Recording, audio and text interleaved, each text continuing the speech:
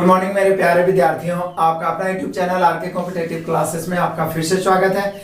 और आज मैं फिर से लेकर आ गया हूं प्लेटफॉर्म 3200 प्लस मैथ का अगला पार्ट्स। आप सभी को पता होगा 2050 तक का एक एक क्वेश्चन का full concept and hot trick के साथ सॉल्यूशन दिया जा चुका है। जो विद्यार्थी अभी तक नहीं देखे हैं, अभी स्टार्ट भी नहीं किए हैं, सभी को लिंक शेयर करिए और देखना स्टार्ट करिए। आपको डिस्क्रिप्शन में प्लेलिस्ट का लिंक दे दिया जा चुका है। और इससे भी महत्वपूर्ण, ये तो वॉल्यूम 1 है, वॉल्यूम 2 2722 क्वेश्चन है टोटल, 1 से लेकर 2722 तक फुल सॉल्यूशन करवाया जा चुका है, जिसे भी आप अभी से देखते रहें ताकि एग्जाम के पहले उस पर कमांड हो जाए और बेहतर तैयारी हो सके। बाद में सेट प्रैक्टिस चले तो आप उसमें बेहतर कॉन्फिडेंस अपना बढ़ा सकें। और मैं आपको बता दूं कि यहां से मतलब कि 2250 तक हम लोग 2050 तक हम लोगों ने किया है।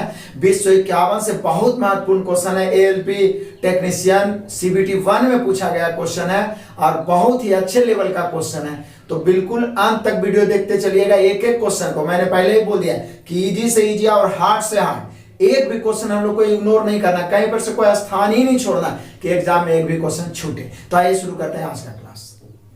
क्वेश्चन नंबर 2051 बिल्कुल बारीकी से समझना है, बहुत ही आसान तरीका और कुछ त्रुटि भी इधर मिलने वाला है तो सुधारते भी चलेंगे। इस क्वेश्चन में भी गलत है, पढ़ते हैं। किसी थैले में लाल और नीले रंग के गेंदों की संख्याओं का अनुपात स्थिर है। जब उसमें 44 लाल था, लाल है बहुत ही आसान तरीका से मैं बताता हूं, और नीली, उसमें 44 लाल था तो नीले गेंदों की संख्या कितना था? 36। 44 लाल तो नीले गेंदों की संख्या कितना था? 36। अब कह रहा है कि यदि नीले गेंदों की संख्या 54 हो तो थैले में लाल गेंदों की संख्या, नीले गेंदों की संख्या 54 हो तो थैले में लाल गेंदों की संख्या क्या होगी?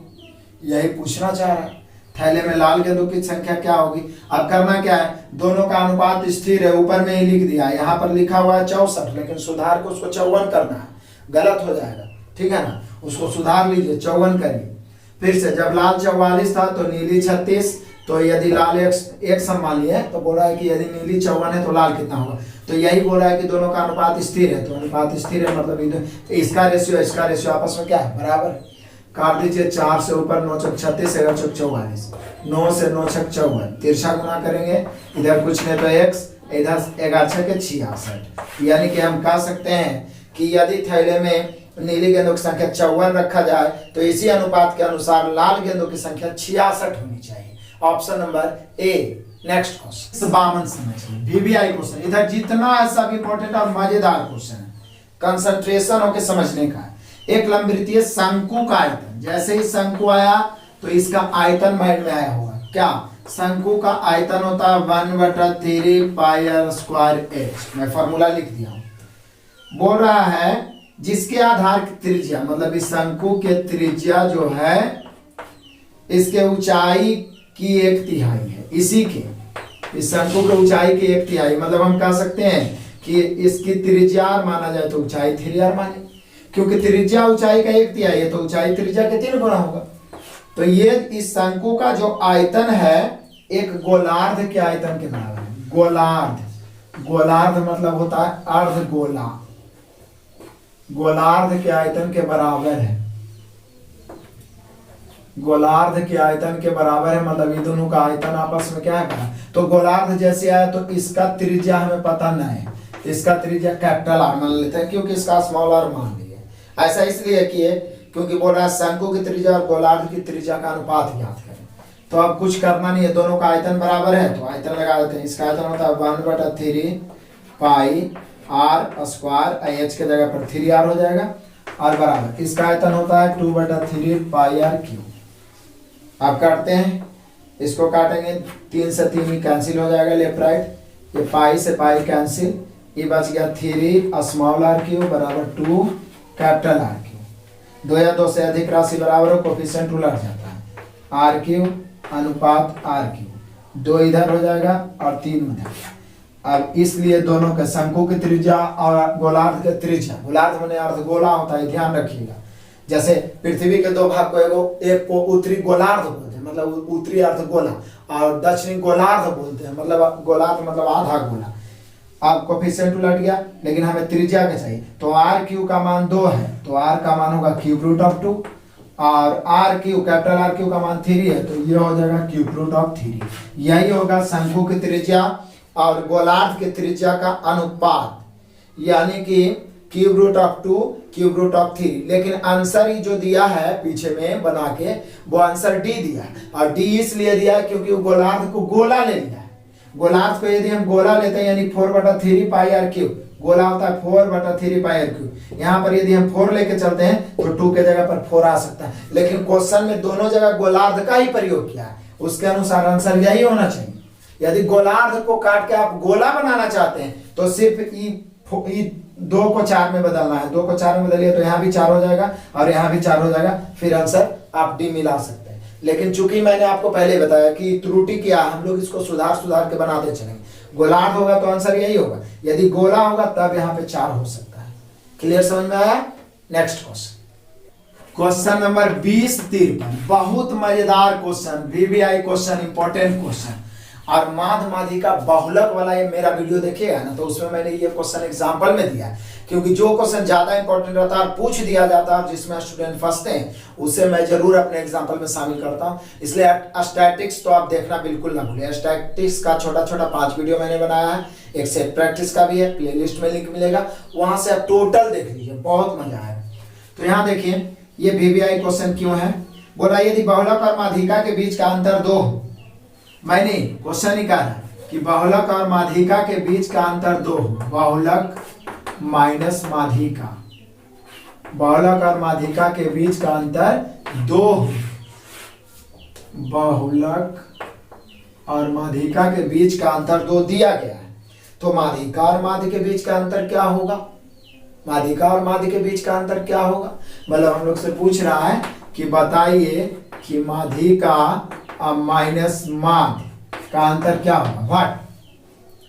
तो यदि आपने वीडियो मेरा देखा होगा या कहीं से पढ़े होंगे माध्यमाधिका बहुलक, तो माध्यमाधिका बहुलक का एक बहुत ही वीवीआई फॉर्मूला होता है माध्यमाधिका बहुलक में संबंध कि बहुलक बराबर होता है, बहुलक बराबर, चूंकि बहुलक बराबर होता है 3 माध्यिका माइनस 2 माध्य।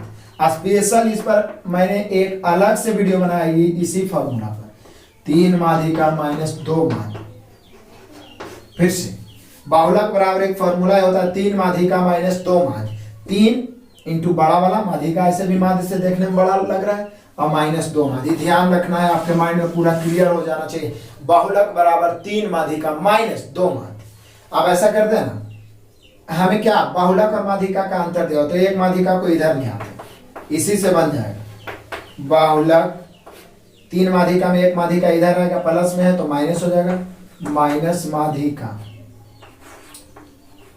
बहुलक माइनस माध्यिका। तो बोले सर 3 माध्यिका में एक माध्यिका ले आए तो बचा क्या माध्यिका, तो 2 माध्यिका, 2 माध्यिका बचा, अब माइनस 2 माध्य बच गया, काम हो गया। अब आइए, बहुलक माध्यिका का अंतर दिया हुआ है 2, क्वेश्चन नहीं बोल रहा है, बहुलक और माध्यिका का अंतर 2, तो इसका मान 2 रख देंगे, और यहाँ से 2 माध्यिका माइनस 2 माध्य, तो 2 कॉमन ले लेंगे, तो बच जाएगा क्या, माध्यिका माइनस माध्य। और यही तो आपको निकालना है, 2 से 2 कट गया, इधर कुछ नहीं बचा तो 1, इधर बच गया माध्यिका माइनस माध्य, और यही तो बोल रहा है माध्यिका और माध्य का अंतर क्या है, तो हो गया और क्या, माध्यिका और माध्य का अंतर जो हम लोग को प्राप्त हुआ वो काट के अंततः कितना बचा, 1।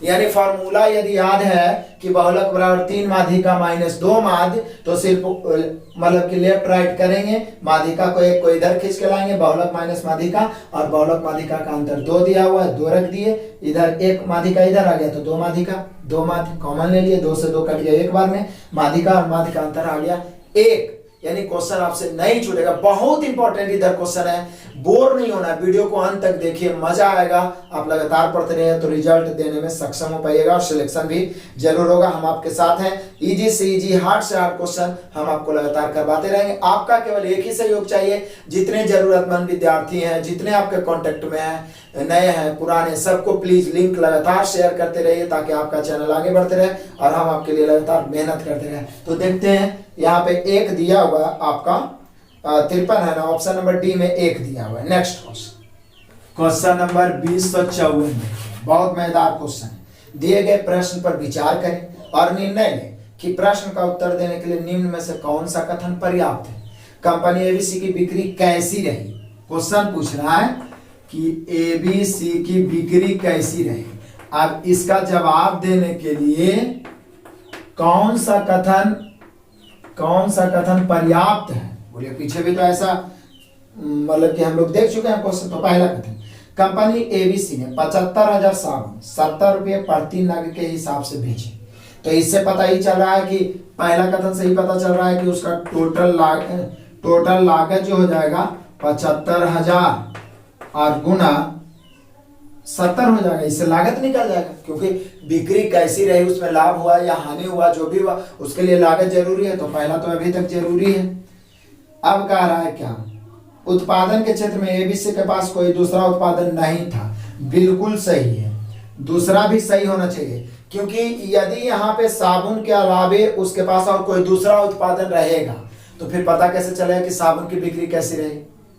एक ही उत्पादन है तो देखिए, कंपनी एबीसी में 75,000 साबुन है, 70 रुपये प्रति नग के हिसाब से बेचा गया है, प्रति वस्तु के हिसाब से। जो भी उत्पादन के क्षेत्र में एबीसी के पास कोई दूसरा उत्पाद नहीं है, तो कोई दूसरा उत्पाद नहीं है, तभी तो साबुन की बिक्री 75 रुपये नग में। अब उसमें साबुन शामिल किया या दूसरा वस्तु को शामिल करके बेच दिया है। यदि केवल साबुन रहेगा तभी तो उसका बिक्री पता चलेगा। तो निश्चित रूप से यहाँ पर दोनों कथन पर्याप्त है और आवश्यक है, तभी हम पता लगा सकते हैं कि उसकी बिक्री कैसी रही है। क्लियर है। तो यहाँ पे हम लोग का आंसर हो गया, दोनों पर्याप्त है, यानी ऑप्शन से मिला सकते हैं। आपका ऑप्शन नंबर क्या है, उचित जवाब देने के लिए कथन 2 नहीं है, पहला नहीं होगा। केवल एक पर्याप्त है, नहीं होगा। सी, उचित जवाब देने के लिए ना तो 1 ना तो 2, ये भी नहीं होगा, यानी डी होगा। 1 और 2 दोनों ही उचित जवाब देने के लिए पर्याप्त है। Option number D. Next question number 2055 आ जाइए, बहुत इंपॉर्टेंट आसान क्वेश्चन। 9.5% साधारण ब्याज दर है, 9.5%। आर माने रेट, दर 9.5%। कोई धनराशि 6 वर्ष में, समय है 6 वर्ष, 942 रुपया हो जाता है। तो आरंभ में कितना निवेश किया, तो 942 हो जाता है, मतलब 942 मिश्र धन हो गया। और साधारण ब्याज ऐसा है तो आप जानते हैं दर गुना समय होता है। 9.5 को 6 से गुना करेंगे 9.5, तो 9 6 54 और 3 57 हो जाएगा। आप गुना कर सकते हैं, 9.5 को 6 से गुना करिए ना, 57 हो जाएगा। तो ये हो गया ब्याज। और ये दिया हुआ है मिश्र धन हो जाता है, तो इसकी तुलना मूलधन अपने आप में 100% होता है, तो मिश्र धन की तुलना 154 से, क्योंकि 157 से। अज्ञात करना है राशि, मूल राशि, तो 100 से गुना, यानी मूलधन अपने आप में 100%। पीछे बहुत सारा क्वेश्चन हम लोग बनाए भाई, बस काट दो। 157, 15 6 का 90, 6 से 42, 6 बार में ही कट रहा है, काट सकते हैं आप। 6 बार में कट रहा है, 6 गुना 100 करेंगे 600, यानी यहाँ पे मूल राशि हो जाना चाहिए 600। कुछ नहीं किया, मिश्र धन की तुलना मिश्र धन से, मूल राशि निकालना है 100 से। 600 रुपया ऑप्शन मिलाइए, ऑप्शन नंबर सी। नेक्स्ट क्वेश्चन नंबर 2056 देख लीजिए फटाफट। निम्नलिखित में से कौन 15,376 का वर्गमूल। अब डायरेक्ट वर्गमूल निकालना मैंने आपको सिखाया था। 15,376 का वर्गमूल। मैं बेसिक का भी वीडियो बीच बीच में डाल रहा हूँ और लगभग बेसिक समाप्त होने वाला है, बहुत सारा टॉपिक बचा हुआ है, मैं जल्दी समाप्त करूंगा। तो उसमें शॉर्ट में 2 सेकंड में मात्र मैंने वर्गमूल निकाला, बहुत ही बारीकी से सिखाया है, जरूर सीखिए। अंतिम में 6 है, तो वर्गमूल के अंतिम 4 भी हो सकता है, 6 भी हो सकता है, क्योंकि 4 का स्क्वायर भी 16 और 6 का स्क्वायर भी 36 के 6। इतना करने के बाद 2 अंक काट देते हैं। अभी है 153। तो 153 कितना का लगभग स्क्वायर है, तो बोलिए सर 12 का स्क्वायर 144 होता है, 13 तो ज्यादा हो जाए, तो 144 ही है 153। अंतर 9 का, 9 12 से छोटा है तो छोटा वाला लिखिए, यानी हम लोग का आंसर हो गया कि 15,376 जो है 124 का वर्ग है, यानी 15,376 का वर्गमूल 124 होगा। Option number B. आप वर्गमूल का वीडियो जरूर देखिएगा। नेक्स्ट क्वेश्चन नंबर 2057 देखिए, इधर सभी मजेदार क्वेश्चन है। एक स्विमिंग पूल को 3 टैंकर एबीसी के माध्यम से 10 घंटे में भरा जाता है। टैंकर सी टैंकर बी से दुगना तेज है, टैंकर सी टैंकर बी से दुगना तेज है, आगे बढ़िए। और टैंकर बी टैंकर ए से दुगना तेज है, तो शुरू ए से करते हैं, तो इसको 1 मानेंगे, बी ए से दुगना तेज है तो ए को 1 मानेंगे, बी को 2, और सी बी से दुगना है तो सी को 4 मान लेंगे। तेज है मतलब क्षमता हो गया, इसका तेज का मतलब क्षमता, क्षमता निकल गया। और तीनों मिलके 10 घंटे में, तो बोला स्विमिंग पूल को टैंकर ए के द्वारा अकेले भरने में, तो तीनों मिलके 10 घंटा, तो 1 2 3 और 4 7 के क्षमता से 10 घंटे, तो ए द्वारा 1 के क्षमता से कई घंटा, टी घंटे हो गया आंसर। टी बराबर शब्द है 70 घंटा, मतलब तीनों मिलके 10 घंटे में भर रहा है, लेकिन यदि अकेले ए भरना चाहे तो उसको 70 घंटे लग जाएगा। ऑप्शन नंबर सी। Next question, question number 2058। बस देखने में ही बड़ा क्वेश्चन है, बहुत आसान से मैं बताऊंगा आपको टोटल क्वेश्चन। 13 मीटर की एक सीढ़ी एक खिड़की तक पहुंचती है जो सड़क के किनारे की जमीन से 12 मीटर ऊपर है। आप समझिएगा, मान लीजिए ये सड़क है, इधर एक दीवार है, यहां पर से सीढ़ी लगा हुआ है, सीढ़ी की ऊंचाई 13 मीटर दिया हुआ है जो एक खिड़की तक पहुंचता है। मान लीजिए दीवार है, यहाँ पर इसका खिड़की है, यहां तक पहुंचता है। जो सड़क से दीवार जो है कितना दूरी पर है, 12 मीटर की दूरी पर है। हमने क्वेश्चन ही कहा है कि 13 मीटर की लंबी सीढ़ी तो ऐसे ही लगाइएगा, खिड़की तक पहुंच रहा है। जो मैंने खिड़की सड़क के किनारे की जमीन से 12 मीटर की ऊंचाई पर है, यही गलती कर दी, 12 मीटर की ऊंचाई पर, खिड़की की ऊंचाई दिया हुआ है 12 मीटर। चलो बढ़िया बात है। यदि इसके पाद से, मतलब कि ये जो सीढ़ी है इसके आधार से, पाद बिंदु मतलब आधार बिंदु, कहता है यदि इसके पाद को उसी बिंदु पर रखते हुए, मतलब सीढ़ी के जो आधार बिंदु है उसी, यानी उसके पाद बिंदु है उसी जगह पे रखते हुए सीढ़ी को दूसरी ओर ले जाया जाता है, मतलब एक दीवार और है उधर सीढ़ी को ले जाया जाता है। तो सीढ़ी को इधर से पलट के आप इधर लगाइएगा तो सीढ़ी की लंबाई तो नहीं बदलने वाला है, 13 मीटर ही रहेगा। सीढ़ी है 13 मीटर ही रहेगा, दूसरी ओर लगाया जाए तो यह खिड़की तक 5 मीटर की ऊंचाई तक पहुंचता है। लेकिन एक बात ही बोल दिया है कि ये जो है पहुंच रहा है कई मीटर तक, 5 मीटर तक, कि जो ऊंचाई हो गया 5 मीटर हो गया। तो पूछ रहा है बताइए सड़क की चौड़ाई क्या है। बहुत मैदान, फिर से समझिए, एक 13 मीटर सीढ़ी दीवार के सहारे लगे हुए खिड़की तक पहुंचती है जो कि 12 मीटर की ऊंचाई पर है। उसी सीढ़ी को उलट के दूसरा ओर लगाया जाता है तो 5 मीटर की ऊंचाई तक पहुंचता है। तो बोला ये पूरा सड़क की चौड़ाई क्या है। कितना आसान है, ये निश्चित रूप से पाइथागोरस लग रहा है, पाइथागोरस लग रहा है। ये 13 है, 12 है, तो 5 होगा, 5 12 13। हर मतलब सेट में तो आपको रटवा रहे हैं कि पाइथागोरस में लंब आधार कर्ण एकदम ही रट जाना है। पहला 3 4 5, दूसरा 5 12 13, तीसरा 7 24 25, 8 15 17, 9 40 41, 20 21 29। इतना बार बताया हूं कि याद हो जाए। 3 4 5 5 12 13, 7 24 25, 8 15 17, 9 40 41, 20 21 29।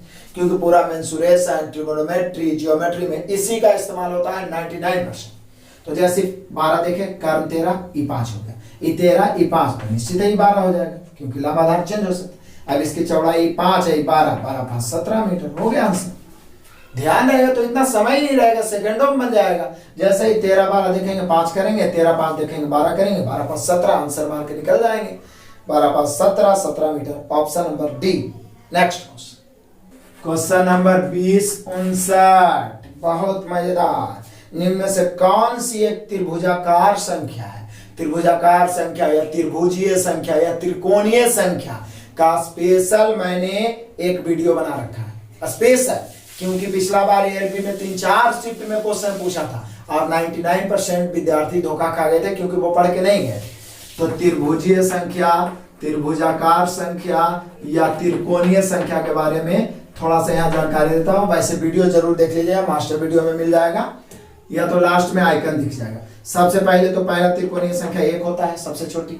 उसके बाद 3 होता है, मतलब एक एक बढ़ के बढ़ता है। 2 बढ़ा तो अभी 3 बढ़ेगा, 6 होगा, फिर 4 बढ़ेगा, 10 होगा, फिर 5 बढ़ेगा, 15 होगा, फिर 6 बढ़ेगा, 21 होगा, फिर 7 बढ़ेगा, 28 होगा, फिर 8 बढ़ेगा, 36 होगा, फिर 9 बढ़ेगा, 45 होगा। इसी तरह से डॉट डॉट डॉट आगे अनंत तक इसी को त्रिभुजीय संख्या कहते हैं। इसका मास्टर वीडियो में मैंने पूरा फिगर बना के इसको त्रिभुजीय संख्या कहते क्यों है पूरा डिटेल में बताया है, और आगे भी इससे रिलेटेड क्वेश्चन मिलने वाला है, तो उस वीडियो को जरूर देख लीजिएगा। त्रिभुजीय संख्या जोड़ देके मैं बोल रहा हूँ, तो यहाँ पे देख लीजिए त्रिभुजीय संख्या निम्नलिखित में कौन सी त्रिभुजीय संख्या नहीं है, पूछना नहीं है। तो बोले सर 3 तो है, क्योंकि देखिए 1 3 6, 3 है, 15 भी है, 10 भी है, 5 नहीं है। तो हम लोग का आंसर हो जाएगा ऑप्शन नंबर डी। 5 कोई भी त्रिभुजीय संख्या नहीं है। क्लियर है? तो इसका वीडियो आप जरूर देखिएगा। नेक्स्ट क्वेश्चन तो 60 देखिएगा, बहुत मजेदार क्वेश्चन है। VVI वॉल्यूम 2 यानी 2700 प्लस क्वेश्चन जो हम लोग बनाए पूरा, उसमें 10-15 बार ये क्वेश्चन आया है और आगे भी पूछने की पूरी संभावना है। एक फिगर दिया हुआ है, इस प्रकार से वृत्त है, एक प्रतिच्छेदी रेखा है, एक स्पर्श रेखा, ए यहाँ पर बी है और डी पर काट रहा है ई है। तो यहाँ पर प्रतिच्छेदी रेखा स्पर्श रेखा यदि किसी बिंदु पर काटे, तो मैं आपको पहले भी कई बार बता चुका हूं कि इसको याद रखना है कि स्पर्श रेखा की लंबाई का स्क्वायर यानी डी स्क्वायर बराबर होता है आपका AD गुना BD, मतलब ए से कटान बिंदु और फिर बी से कटान बिंदु, यानी हम कह सकते हैं AD गुना BD। ये ध्यान रखिएगा। अब यहाँ पर ABC की जगह PQR कुछ भी हो सकता है, लेकिन ये ध्यान रखिएगा पहला मतलब कि जीवा के दोनों बिंदु से, यहां से ये वाला और यहां से ये वाला दूरी। तो अब ये कुछ दिया हुआ होगा इसमें। कहता उपरोक्त वृत्त में चाप AB को स्पर्श रेखा D से बिंदु D पर मिलाने के लिए बढ़ाया गया है। यदि AB 12 है, AB कितना है 12 है, AB 12 है और D 8 है, ये वाला कितना है 8 है। तो बोल रहा है BD की लंबाई क्या है, BD को हमें x मानना पड़ेगा।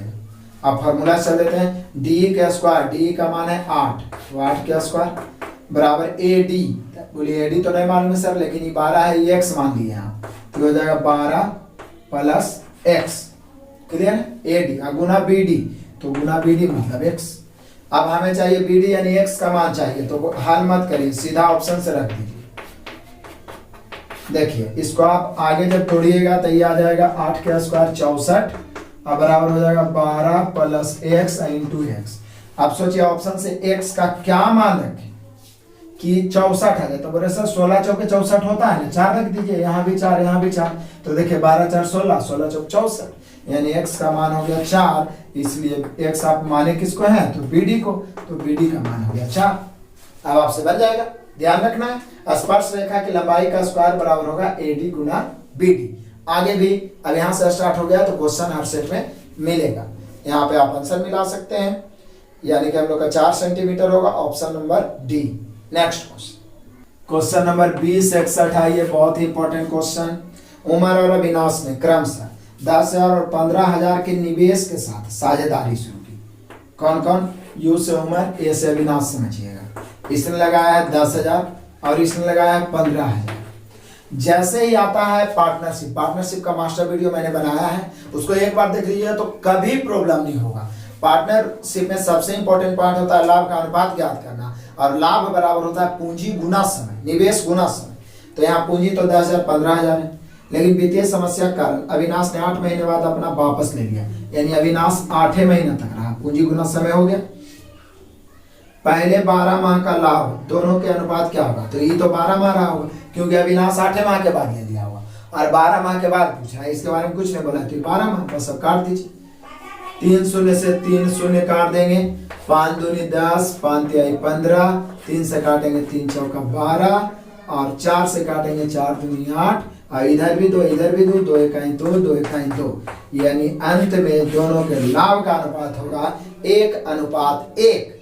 ऑप्शन नंबर सी याद रखिएगा, लाभ बराबर पूंजी गुना समय। और पार्टनरशिप का एक बार मास्टर वीडियो देख लीजिए ताकि उसका कैसा भी क्वेश्चन है आपसे नहीं छूटेगा, टाइप बाय टाइप करके पूरा क्लियर कर दिया। नेक्स्ट क्वेश्चन नंबर 2062 है, बस वही सोचने वाला क्वेश्चन फिर से करा दिए गए प्रश्न को ध्यानपूर्वक पढ़ें और बताएं इसका उत्तर देने के लिए निम्नलिखित कथनों में से कौन पर्याप्त है। क्या x-5 एक सम है? पूछना चाह रहा है कि क्या x-5 एक सम है, जबकि x वास्तविक है।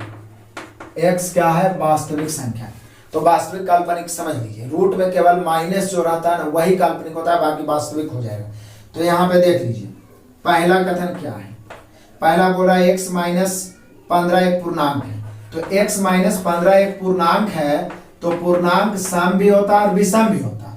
यहाँ से ही पता नहीं चल रहा है कि x सम होगा कि विषम, क्योंकि यदि x सम होगा और में से 5 घटाएंगे तो निश्चित हो विषम हो जाएगा, और x एक विषम होगा उसमें से 5 घटाएंगे तब वो सम हो सकता है, लेकिन पता नहीं ना पूर्णांक का मतलब कुछ भी हो सकता है। तो पहला तो ऐसे ही चलेगा। दूसरा देख लेते हैं, दूसरा कथन x-10 एक विषम है, x माइनस 10 क्या है, विषम है। तो अब सोचिए x माइनस 10 विषम है, तो विषम में से 10 को, विषम में से सम को घटाइए तो विषम में रह जाएगा, और विषम में से जब 5 को घटाइएगा, 5 क्या है, विषम है।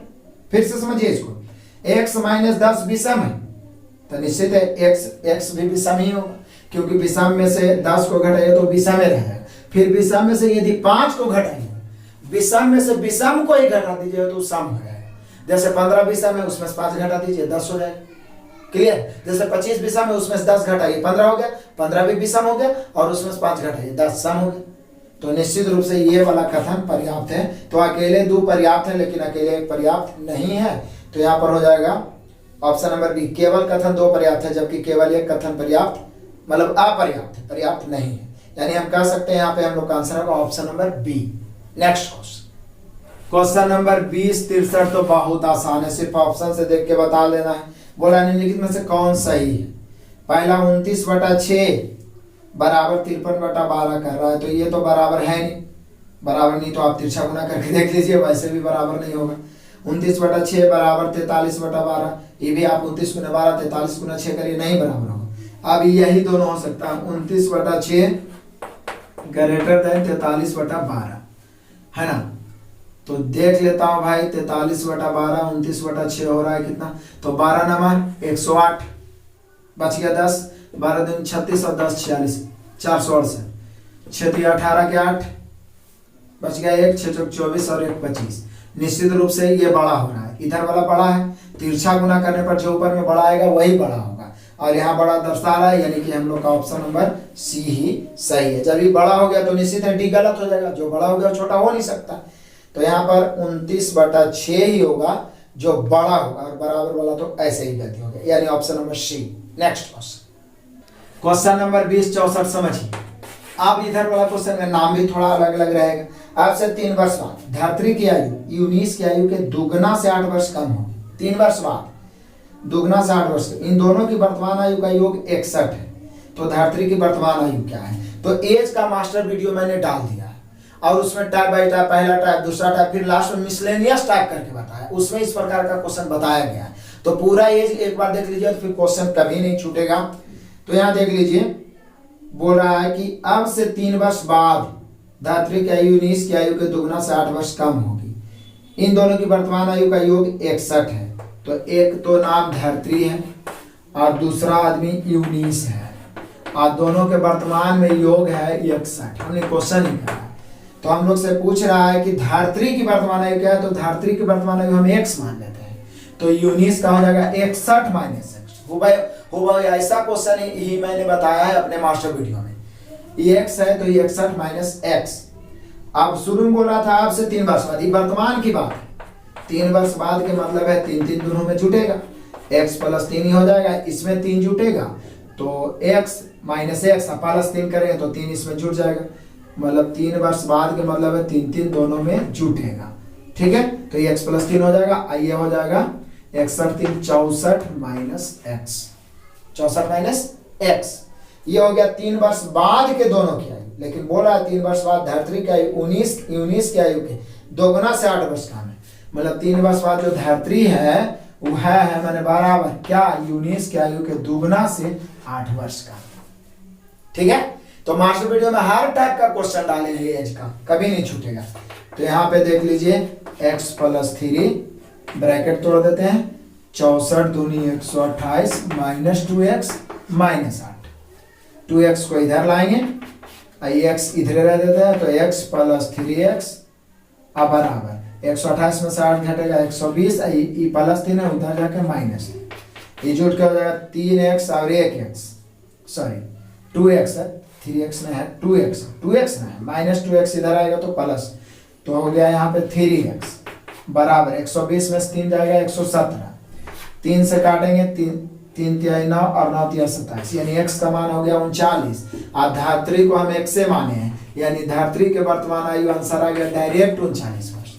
तो क्वेश्चन कैसा भी रहे डरने की कोई बात नहीं, जो क्वेश्चन कमजोर है प्लीज उसको मास्टर वीडियो से आप कंप्लीट करिए। मैं आपके लिए लगातार मेहनत कर रहा हूँ, आप भी खुद के लिए करते रहिए, तो सब कुछ धीरे धीरे ठीक हो जाएगा। तो यहाँ पे धरती की वर्तमान आयु होगा 39 वर्ष, option number D. Next question number 2065 option से देखिए, बहुत मजेदार। निम्न में से किस संख्या का वर्गमूल एक अपरिमेय संख्या? तो जो पूरा पूरा वर्गमूल जिसका प्राप्त हो जाए वो परिमेय हो जाएगा, और जिसका रूट में कुछ बच गया वो अपरिमेय होगा।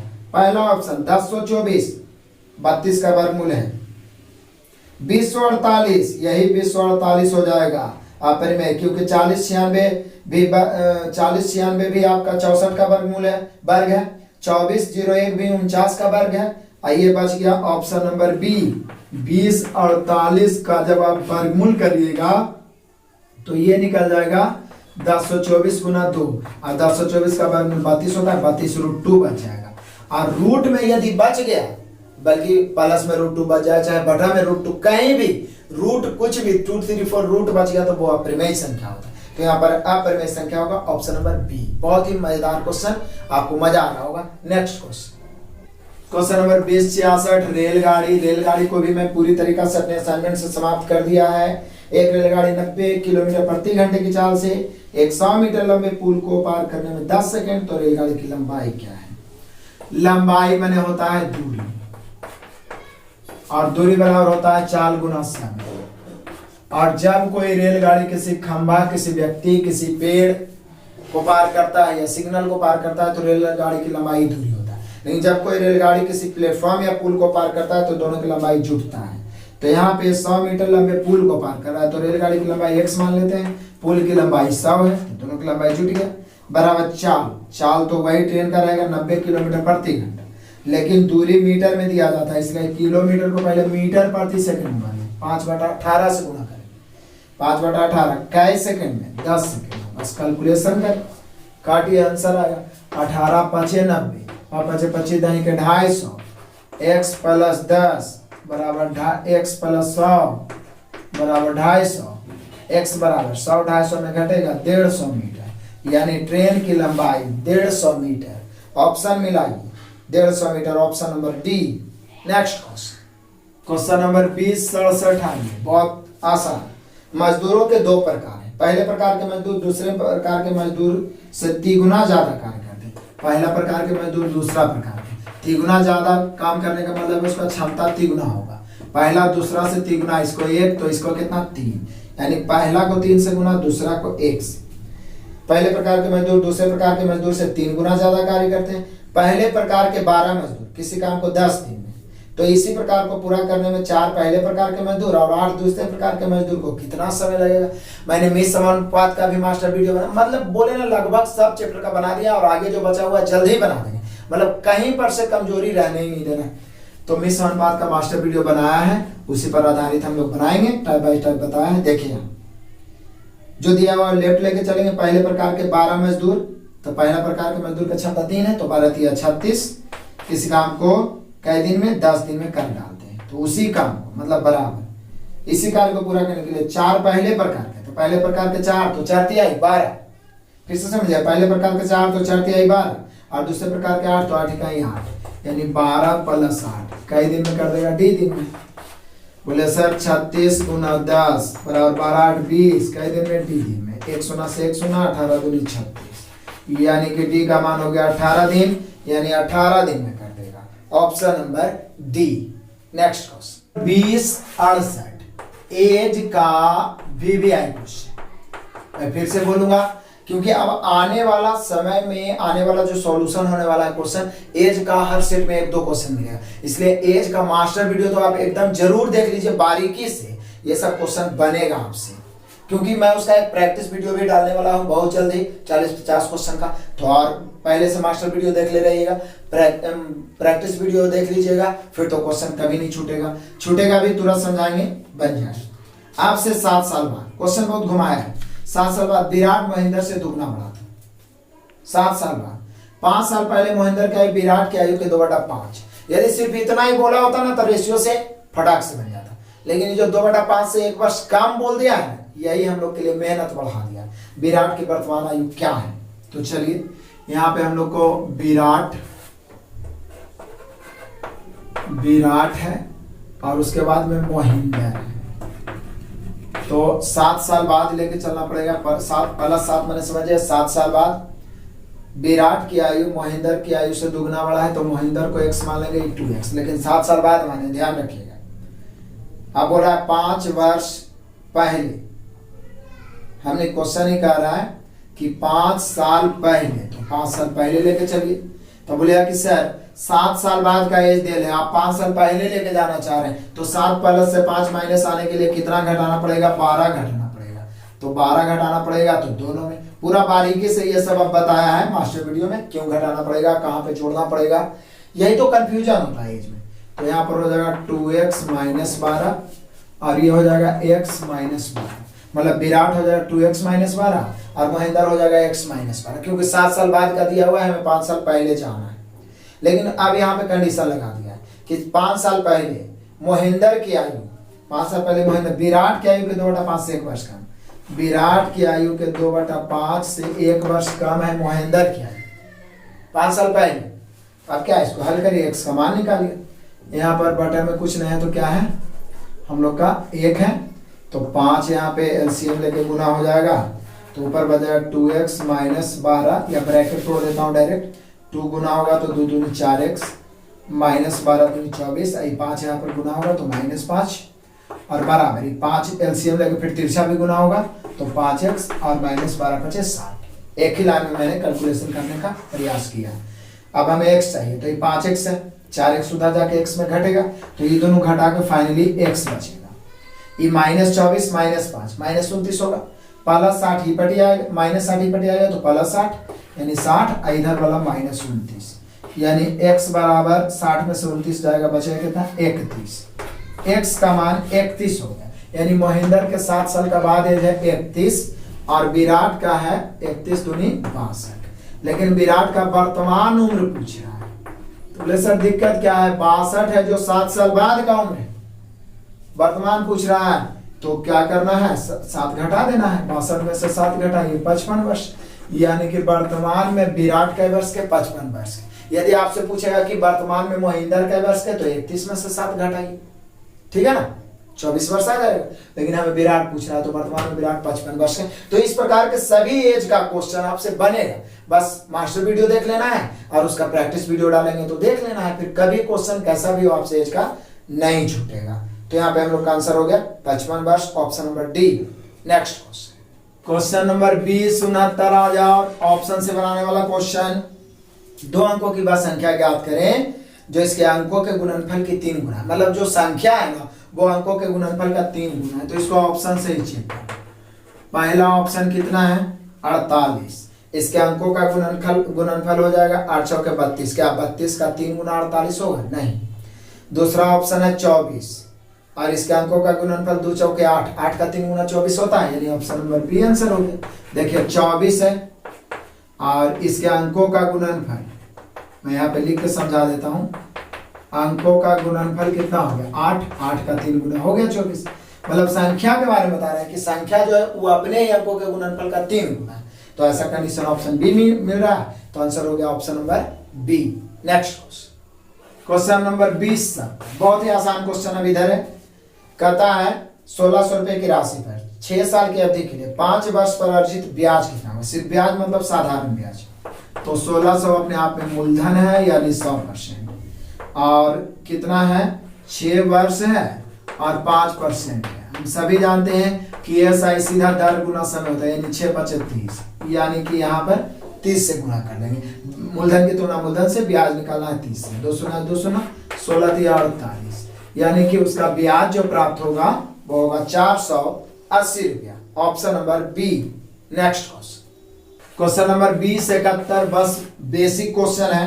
तपस, अभी और ऋषि 3 गो नाम है, तपस, अभी और ऋषि, ये तीनों नाम है। तीनों में क्या कर रहा है हमें के बीच एक केक को बांटा गया, तपस को केक का 1/2 भाग मिला है, ऋषि को 1/3, इसको मिला है 1/2, इसको मिला है 1/3, सॉरी ऋषि को, तपस को 1/2 भाग, ऋषि को 1/3 भाग मिला है, शेष अभी को मिला है। तो अभी को कितना भाग प्राप्त हो, तो कभी भी रेशियो के रूप में दिया रहे तो रेशियो में ही मैंने इसको स्पेशली पढ़ाया कि कहीं पर गलती होने की संभावना ना हो।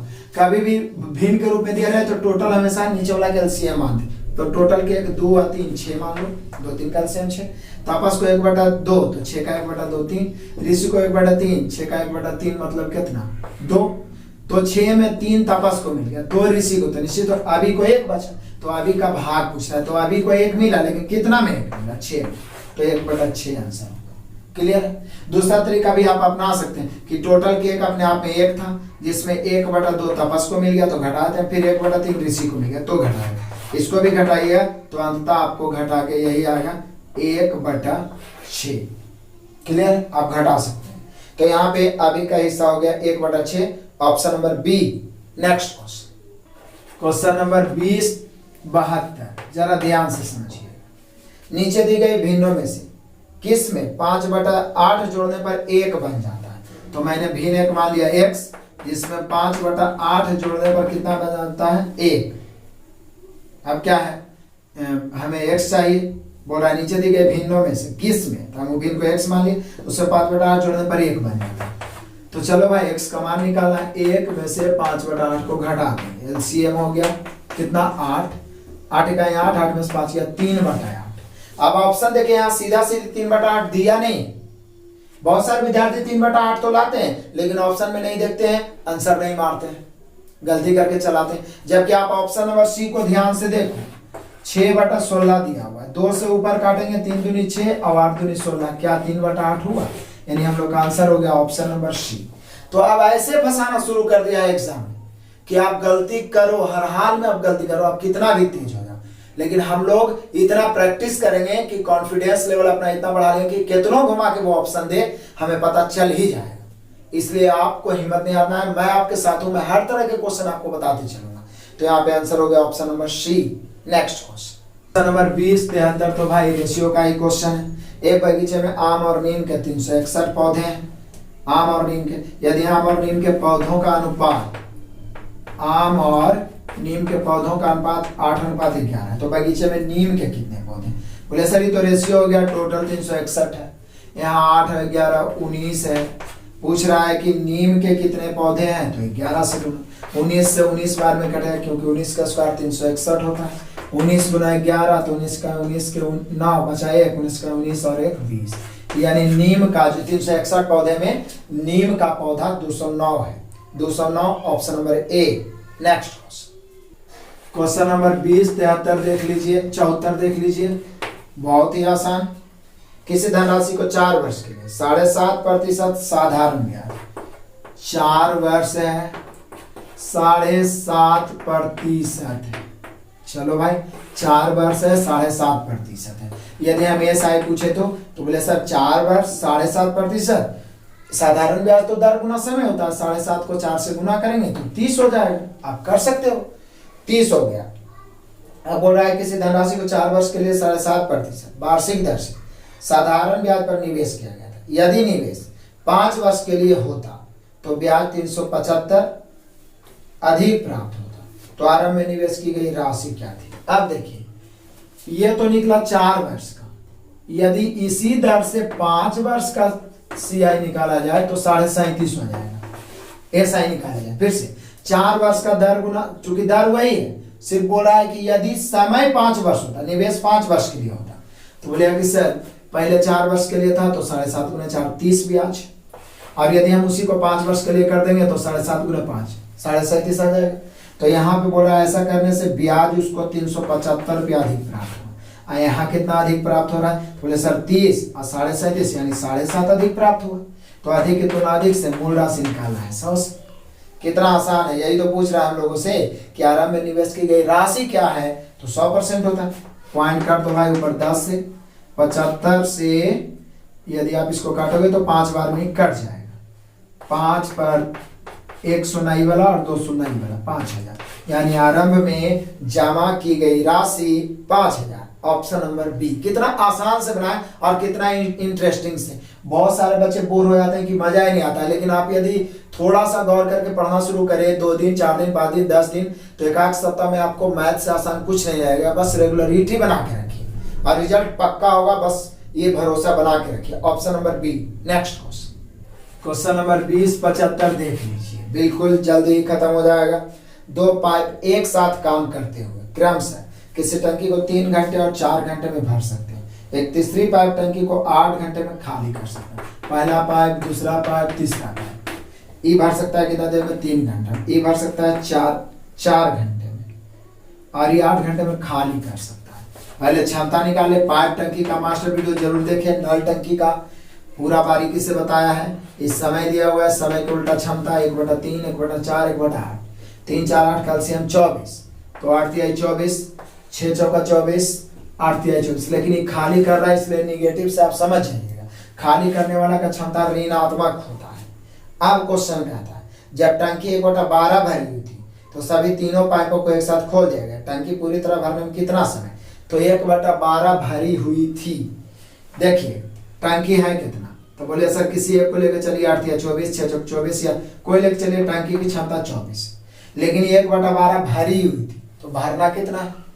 जो खाली है उसी को ना भरेंगे। तो 1/12 भरी हुई थी, इसका 1/12 कितना होगा? तो बोले सर इसका 24 का 1/12 2 होगा, तो इसमें से 2 घटा देते हैं क्योंकि 2 तो पहले से भरा हुआ था। तो बच गया कितना? 22। इसी को भरना है तीनों मिलके। तो ये 8 भरेगा, ये 6 भरेगा, क्योंकि तीनों नल स्टार्ट कर दिए। तो 8 और 6 14 भरेगा, ये 3 खाली कर देगा, बचेगा 11। कितना देर में? टी। तो टी बराबर हो जाएगा, यहाँ पे काटेंगे 11 दूनी 22, यानी 2 घंटे में तीनों नल चलते रहेगा। तो अब जो शेष बचा है उसको भर देगा। एक बार फिर से समझिए, कुछ करना नहीं है, इतना तो आपको पहले से पता होगा। एक बार मास्टर वीडियो देख लीजिए तो ये सब क्वेश्चन कभी नहीं छूटेगा।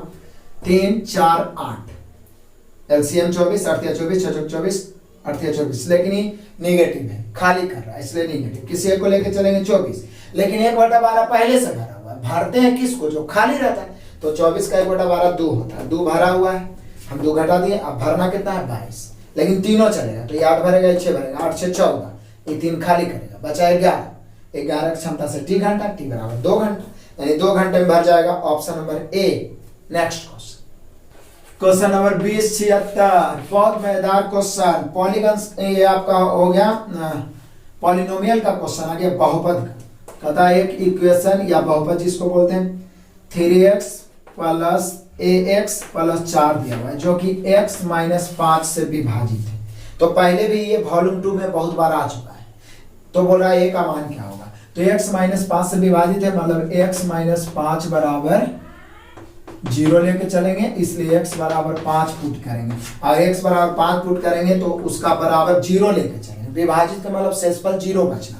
तो पॉलिनोमियल में इस प्रकार से इसका मान रखते हैं, तो जो बचता है उसको शेषफल कहते हैं। तो यहाँ विभाजित हो रहा है तो 5 पुट करेंगे और 0 बराबर लेके चलेंगे, यानी पुट x बराबर 5। तो पुट करिए 3 गुना 5 यहाँ रखेंगे तो 5 का स्क्वायर 25 प्लस a और गुना 5 और प्लस 4 बराबर 0। बीच में माइनस तो नहीं है, ठीक है? इक्वेशन लिखा हुआ बिल्कुल। हमें चाहिए a का मान, तो 25 तिहाई 75 प्लस 5a प्लस 4 बराबर 0। 75 और 4 79, उधर जाएगा तो 5a बराबर -79। अब आंसर कैसे दिया है? दैट मीन्स a बराबर -79/5। 5 से भाग देंगे तो 15 बचे 75 होगा, दशमलव बच जाएगा 4। एगो दशमलव देंगे, 0 बैठाएंगे तो 40, तो 8 बचे 40।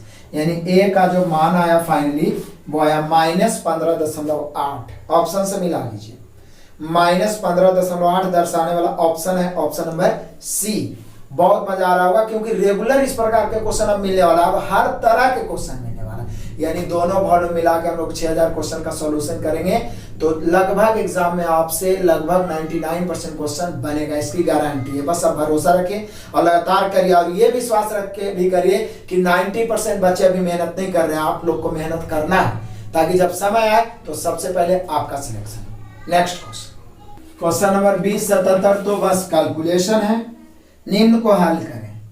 -1/4 है और यहाँ पे हो जाएगा मंजूरी ब्रैकेट है -45 माइनस फिर -96 फिर भागा है -32 फिर ब्रैकेट बंद है। इतना बराबर भाग है, इसी को हल करना है। तो हम सभी जानते हैं कि पहले भाग का काम होता है, तो पहले ये दोनों का काम होगा। तो ये वाला माइनस ये वाला माइनस कर जाएगा और 32 से 32 तिहाई 96 भी कर जाएगा। अब -45 है, माइनस माइनस तो कट ही गया था, लेकिन इसके पहले भी माइनस था, तो ये -3 ही हो गया, तो -45 -3 हो गया -48। अब गौर से देखा जाए तो ये -1/4 है, यहाँ ब्रैकेट है, इसका मतलब इनटू है। अब -1/4 को -48 से गुना कर देते हैं, क्योंकि -48 बचा, माइनस माइनस प्लस हो जाएगा, और 12 चौके 48। फाइनली हम लोग का आंसर आएगा 12, और 12 दिया हुआ आपका option number A. Next question number 2078, बहुत मजेदार क्वेश्चन, ज्योमेट्री का इंटरेस्टिंग क्वेश्चन।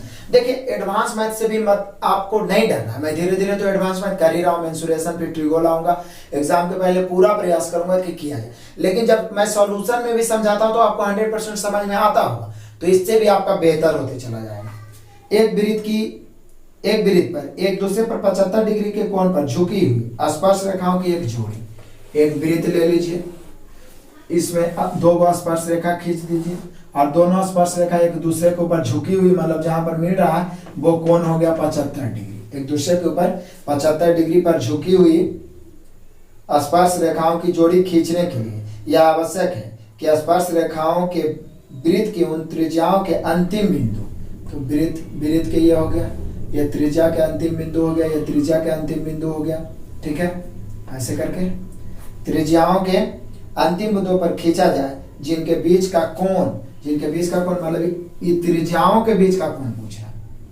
अब एक बात तय है, आप सभी जानते होंगे इतना, यदि केंद्र O माना जाए और ये A और B माना जाए, तो एक वृत्त में दो स्पर्श रेखाएं जो खींची जाती है एक दूसरे को काटते हुए, वे दोनों आपस में बराबर होती है। पहला पॉइंट, एक कंसेप्ट मिला आपको, ये 10 तो ये भी 10। दूसरा, केंद्र से स्पर्श बिंदु पर हमेशा लंब ही होता है, ये ध्यान रखिएगा। किसी वृत्त में केंद्र से किसी स्पर्श रेखा के स्पर्श बिंदु पर मिलाया जाए उसकी त्रिज्या को, तो 90 डिग्री होता है, मतलब ये 90 डिग्री, ये भी 90 डिग्री, और ये चतुर्भुज बन गया, तो चतुर्भुज के चारों कोणों का योग 360 डिग्री, तो 90 90 180 ये हो गया, तो ये दोनों 180 ना हो, इसमें ये 75 डिग्री तो 105 डिग्री हो गया। यही तो पूछ रहा है कि त्रिज्याओं के अंतिम बिंदु पर मिल रहा है, तो उन त्रिज्याओं के बीच का कोण क्या होगा, तो आंसर हो गया 105 डिग्री। कंसेप्ट क्लियर है, तो जैसे ही 75 दिखेगा ना, आप तुरंत माइंड में आ जाएगा कि वो 75 है, जोड़ के 180 होना चाहिए, क्योंकि निश्चित त्रिज्या तरफ तो ये 90 ही होगा, तो 105 डिग्री, ऑप्शन नंबर डी।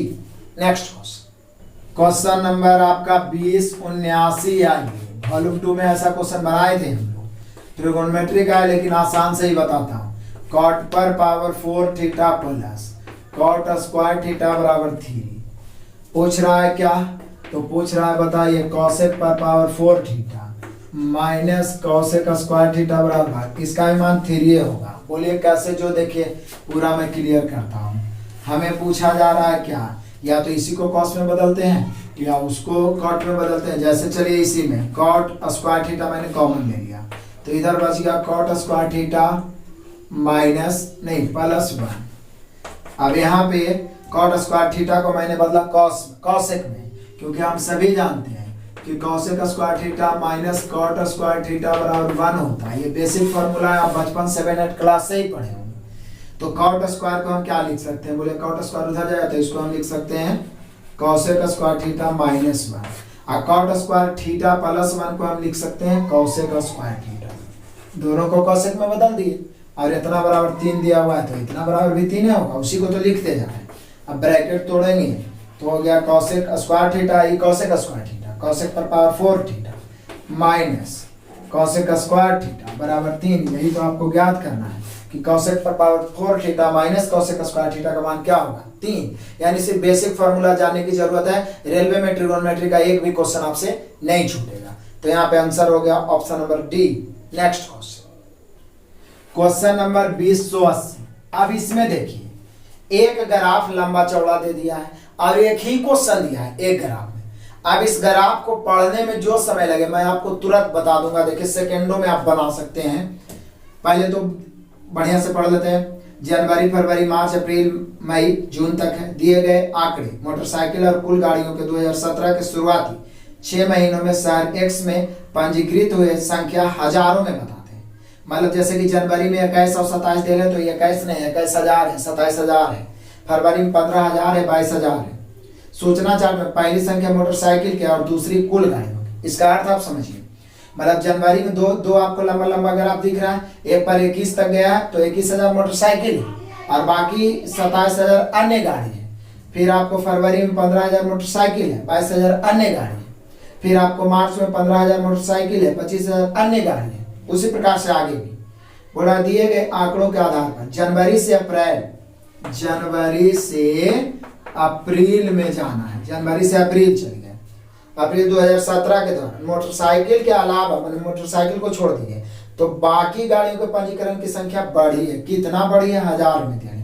तो बोले सर जनवरी में दो चीज देने, 21-27 को दर्शाने वाला ग्राफ है और अप्रैल में 20 और 35 को दर्शाने वाला ग्राफ। इधर वाला मोटरसाइकिल को दर्शा रहा है और इधर वाला अन्य गाड़ी को दर्शा रहा है, यानी इधर वाला फिर मोटरसाइकिल को दर्शा रहा और इधर वाला अन्य गाड़ी को।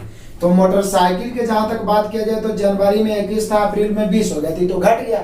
लेकिन बोल रहा है इसके अलावा मतलब इसको छोड़ दिया जाए तो अन्य गाड़ी इधर 27 था जनवरी में और अप्रैल में हो गया 35। 27 से 35 हो गया, कितना वृद्धि हुआ? तो 8 वृद्धि हुआ। लेकिन ऊपरे में लिख दिया है कि जो दिया हुआ ग्राफ है वो 1000 में है तो 8 को हम लोग 8000 लिख सकते हैं। यानी मोटरसाइकिल के अलावा जो है जनवरी से अप्रैल जाते जाते 27 से 35,000 हो गया, यानी 8000 की वृद्धि हुई। Option number A. सोचे कितना आसान है, सिर्फ लेंदी ग्राफ को बना दिया। Next question number 2081। ये तो फॉर्मूला ही a plus b plus c is equal to 0। तो a cube plus b cube plus c cube का मान 3abc होता है। आप पढ़े होंगे अलजेब्रा में, क्योंकि a cube plus b cube plus c cube minus 3abc का फॉर्मूला ही होता है a plus b plus c into a square plus b square plus c square minus a b minus b c minus c. लेकिन a b c का मान यहाँ पर पहले ही 0 दे दिया, इसलिए उधर 0 हो जाएगा, जिसके कारण याद रखना है बहुत इंपॉर्टेंट। VBI अलजेब्रा पढ़ाऊंगा तो इसको क्लियर करूंगा। A plus b plus c का मान 0 तो a cube plus b cube plus c cube का मान 3abc। कभी कभी डायरेक्ट आता है, लेकिन यहाँ पे हम लोगों से पूछ क्या रहा है? तो पूछ रहा है हम लोगों से कि a cube plus b cube plus c cube का होल स्क्वायर क्या होगा, इतना बड़ा होगा। तो बोले सर आप ही तो बोले कि एबीसी का मान 0 हो तो a cube plus b cube plus c cube का मान 3abc होगा। तो यहाँ पर हम 3abc रख देंगे और इसका स्क्वायर कर देंगे तो ये हो जाएगा 9a square B square C square. Option से मिला लीजिए, 9a square B square C square है option number B. Next question number 2082 तो और मजेदार है, देखने में तो बड़ा क्वेश्चन है लेकिन माध्य का है। एक कक्षा में 25 लड़कों की लंबाइयों का माध्य 150 है, 25 को बॉय है जिसका 150 सेंटीमीटर। संख्या ऊपर एवरेज नीचे, एवरेज को बहुत ही बेहतर ढंग से मैंने पढ़ा है।